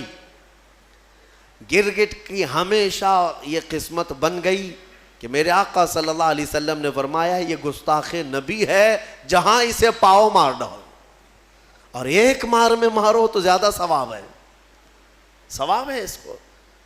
اور مینڈک کے بارے میں فرمایا خبردار اس کو کہیں دیکھو تو مارو مت، اس لیے کہ یہ اللہ کے نبی کی حمایتی ہے. اللہ کے نبی کے لیے یہ دعا کر رہی تھی، تھوک کر کے آگ بجھانے کی کوشش کر رہی تھی. ایک جانور پر ہمیشہ کے لیے اللہ کی رحمت اور ایک پر اللہ کا غضب. اس سے اندازہ ہوتا ہے کبھی کبھار کاموں سے کچھ ہوتا نہیں ہے، بگڑتا کچھ نہیں ہے، لیکن انسان اپنی تاریخ بدل جاتا ہے. آج میں یہی کہنا چاہوں گا، کسی ظالم نے اگر میرے نبی کی شان میں بھونکا ہے یا قرآن پر انگلی اٹھایا ہے تو قرآن کا بھی کچھ نہیں ہونا اور رسول کی عزت کا بھی کچھ نہیں ہونا، لیکن ان ظالموں نے اپنی قسمت بنا لی. ہمیشہ کے لیے مردود اور ملعون ہو گئے. اور تمہارے لیے میں کہتا ہوں 2 جملے اگر تم نے حضور کی شان میں بیان کر دیے, قرآن کی شان میں بیان کر دیے, تو یہ بھی میں بتا دوں نہ رسول کی شان تمہارے بولنے سے بڑھنے والی, نہ قرآن کی شان بڑھنے والی. ان کی شان تو خود میرے مولا نے بڑھا رکھی ہے. ہاں لیکن اتنا ہوگا کہ ان تمہارے 2 جملوں سے تم بھی قیامت تک اپنی قسمت بنا لے جاؤ گے. ہاں تم پر لوگ آئیں گے, رحمتوں کے پھول برسائیں گے. ہاں ایک زمانے میں کوئی آیا تھا جب کوئی گالی دے رہا تھا میرے مصطفیٰ کو کہ پیٹھ پیچھے کا علم نہیں, لیکن ایک عاشق تھا جو کہہ رہا تھا اور کوئی غیب کیا تم سے نہا ہو بھلا, جب نہ خدا ہی چھپا تم پہ کروڑوں درود. دیکھیں یاد ہے 100 سال گزر گئے بریلی کے امام کو دنیا سے گئے ہوئے, لیکن آج بھی جب مجمع میں اس اعلیٰ حضرت کا ذکر آتا ہے تو ایسا لگتا ہے کہ مجمع میں ایک جان سی پڑ گئی ہے, روح آ گئی ہے. کیوں؟ اس لیے کہ اپنے زمانے میں قلم ہی تو اٹھایا تھا, قلم ہی اٹھایا اور اپنے گھر پر بیٹھ کر کے دفاع کیا رسول پاک کی عزت کا. اسی لیے میں کہتا ہوں یہ مت سمجھنا کہ تمہارے کہنے سے کیا ہونے والا ہے, تمہارے بولنے سے کیا ہونے والا ہے. ارے میں تو ایک چھوٹا آدمی حضور کی شان میں بول کر کے کیا کر لوں گا, باقی بڑے بڑے نکارے بج رہے ہیں. ایسا نہیں ہے میرے عزیزو. مینڈک نے صرف 2 بوند تھوکے تھے لیکن صدیاں گزر گئی, آج بھی اس پر اللہ کی رحمت ہے. آگ بجھانے کی کوشش کی تھی, نبی کی حمایت کی تھی, اللہ نے آج تک اس پر رحمت کی ہے. اسی طرح آپ بھی اپنی قسمت کا حصہ لے سکتے ہو. دنیا بھونک رہی ہے تو بھونکنے دو, لیکن تم جب بھی جوش میں آئے یا جذبے میں آئے تو یوں کہا کرو رہے گا یوں ہی ان کا چرچا رہے گا. پڑے خاک ہو جائیں جل جانے والے, خاک ہو جائیں عدو جل کر, مگر ہم تو رضا دم میں جب تک دم ہے ذکر ان کا سناتے جائیں گے. تمہارے کہنے سے آپ کیا سمجھتے ہیں کچھ نہیں ہوگا؟ بہت ہوگا, بہت ہوگا. آنے والی 100 نسلیں بھی یاد رکھیں گی کہ نبی پر کوئی بھوک رہا تھا تو ایک عاشق جواب بھی دے رہا تھا, میرے مصطفیٰ کریم صلی اللہ علیہ وسلم کی عزت پر بات کر رہا تھا. یہ تاریخ بن جائے گی. یہی نہیں, قیامت کے دن بھی کروڑوں کا نہیں اربوں کا مجمع ہوگا, لیکن تمہارا نام لے کر میرے مصطفیٰ پکاریں گے, نام لے کر پکاریں گے. کہاں ہے فلاں بن فلاں؟ جب لوگ گالیاں دے رہے تھے تو تیری زبان میرے نغمات بول رہی تھی. جب لوگ ہرزہ سرائی کر رہے تھے تو کوئی کہہ رہا تھا محمد سید الکونین والثقلین والفریقین من عرب ومن عجم. 700 سال ہو گئے امام بوصیری کو دنیا سے گئے ہوئے, لیکن آج بھی ہمارے مجمعوں میں مولا صلی وسلم کے قصیدے گنگنائے جاتے ہیں. کیوں؟ اس لیے کہ وہ ایک چٹائی پر بیٹھ کر کے ہی میرے مصطفیٰ کی شان بیان کیا. مولا نے امام بوصیری کو ہمیشہ کے لیے زندہ کر دیا, ہماری مجموعوں میں زندہ کر دیا. دیکھیں حضور کی شان میں جس نے بھی کہا وہ آج بھی زندہ ہیں, ان کے نغمات بھی زندہ ہیں, ان کے اشعار بھی زندہ ہیں. گستاخی کرنے والے آئے چلے گئے, کہاں ہے ان کا, ان کی گستاخیاں کہاں ہیں؟ نہیں ملیں گی تمہیں. لیکن ہر زمانے میں ہر علاقے میں, ارے یہاں کرناٹک ہے آپ کا علاقہ, آپ کی زبان ویسے تو کنڑ ہے یا ہندی ہے یا جو بھی ہے, آپ کو عربی سے کیا تعلق ہے؟ عربی جانتے بھی نہیں ہو. لیکن جب کبھی کوئی مولا یا صلی وسلم دائماً ابدا پڑھتا ہے, سمجھ میں کچھ نہ آئے, ہاتھ بھی باندھ لیتے ہو, گردن بھی جھکا لیتے ہو. کیوں کرتے ہو؟ اس لیے کہ یہ عشق کی بولی ہے, عشق کی بولی ہے. اور ایک عاشق نے کہا تھا تنم فرسودہ جہاں پارا سے ہجراں یا رسول اللہ, دلم پجمردہ آوارا سے عصیاں یا رسول اللہ. فارسی کلام ہے, علامہ عبد الرحمن جامی کا لکھا ہوا ہے, لیکن جب ہم اردو والوں میں بھی پڑھتے ہیں تو گردنیں جھومنے لگ جاتی ہیں. کیوں؟ عشق کی بولی ہے, عشق کی بولی ہے. اور یہاں پر عشق کی بولی کے لیے نہ نسل دیکھی جاتی ہے, نہ رنگ دیکھا جاتا ہے کہ بولنے والا کون سی ذات کا ہے. حتیٰ کہ میں آپ کو یہ بتاؤں کہ بارڈر بھی نہیں دیکھے جاتے, ہندوستان کا ہے کہ پاکستان کا ہے, یہ بھی نہیں دیکھا جاتا. عشق کی بولی اگر بارڈر کے باہر سے آتی ہے تب بھی سویکار کیا جاتا ہے کہ نبی کی تعریف کر رہا ہے. محمد کی محبت دین حق کی شرط اول ہے, اسی میں ہو اگر خامی تو سب کچھ نامکمل ہے. وہاں سے اقبال پکار رہا ہے, دوسری زمین سے اقبال پکار رہا ہے کہ محمد سے وفا تو نے تو ہم تیرے ہیں، یہ جہاں چیز ہے کیا لوح و قلم تیرے ہیں۔ ہم نے اشعار دیکھے، زبان دیکھی، پھر یہ نہیں پوچھا کس خاندان سے ہے، کس ملک کا ہے، کس زمین پہ رہتا ہے، کس کا شاگرد ہے۔ ہم نے کچھ نہیں دیکھا، بلکہ اشعار میں مٹھاس تھی تو نغمات کو زبان پہ بھی چڑھا لیا اور سینے پہ بھی بسا لیا۔ میرے عزیزو اتنا ہی نہیں، دوسرے ملک میں جاؤ، افریقہ کی سرزمین ہے، مصر کی سرزمین ہے، مصر میں عربی لوگ ہیں، لیکن ہم نے باضابطہ دیکھا ہے مجلس ختم ہوتی تھی جمعہ کے دن، وہاں پر کئی علماء ہوتے، مجلس ختم ہونے کے بعد بڑے بڑے علماء، جامعہ ازہر کے بھی علماء ہوتے، اور کھڑے ہو کر کہتے تم ہندوستانی ہو؟ کہتے ہاں، کہو پھر وہ پڑھو مصطفیٰ جان رحمت پہ لاکھوں سلام۔ ان کو کیا سمجھ آتی تھی؟ کیا سمجھ ہے؟ ہم نے پوچھا بھی تھا سمجھتے ہیں آپ؟ کہتے نہیں سمجھ تو نہیں آتی، لیکن اس میں مٹھاس ہی کچھ اور لگتی ہے۔ یہ عشق کی بولیاں ہیں میرے عزیزو، جو نبی کی حمایت میں بولا میرا مولا ہر زبان والے تک اس کی بات کو پہنچاتا ہے۔ میں نے خود اپنی زندگی میں تجربہ کر کے دیکھا۔ ہم نے آج سے 1 سال پہلے رمضان المبارک میں ہی ایک پاکھنڈی کو للکار کر کے کہا تھا، ہمارے سامنے مشکل سے 50-60 لوگ رہے ہوں گے، 50-60 لوگ رہے ہوں گے۔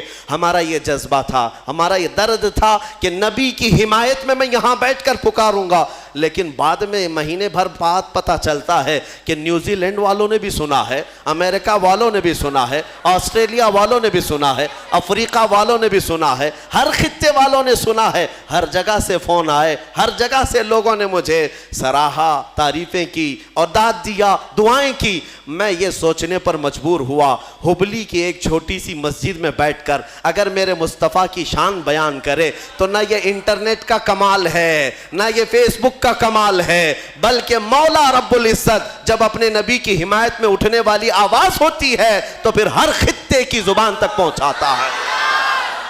تم کر کے تو دیکھو، نبیوں کی شان بیان کرنا اللہ تبارک و تعالیٰ پہنچانا اپنے ذمے لے لیتا ہے، پہنچانا اس کی شان میں ہے۔ مولا جب تک زندہ رکھے اپنے نبیوں کا حمایتی بنا کر رکھے، اور میرے آقا کے قدموں میں ہماری موت عطا فرمائے۔ وآخر دعوانا الحمدللہ رب العالمین۔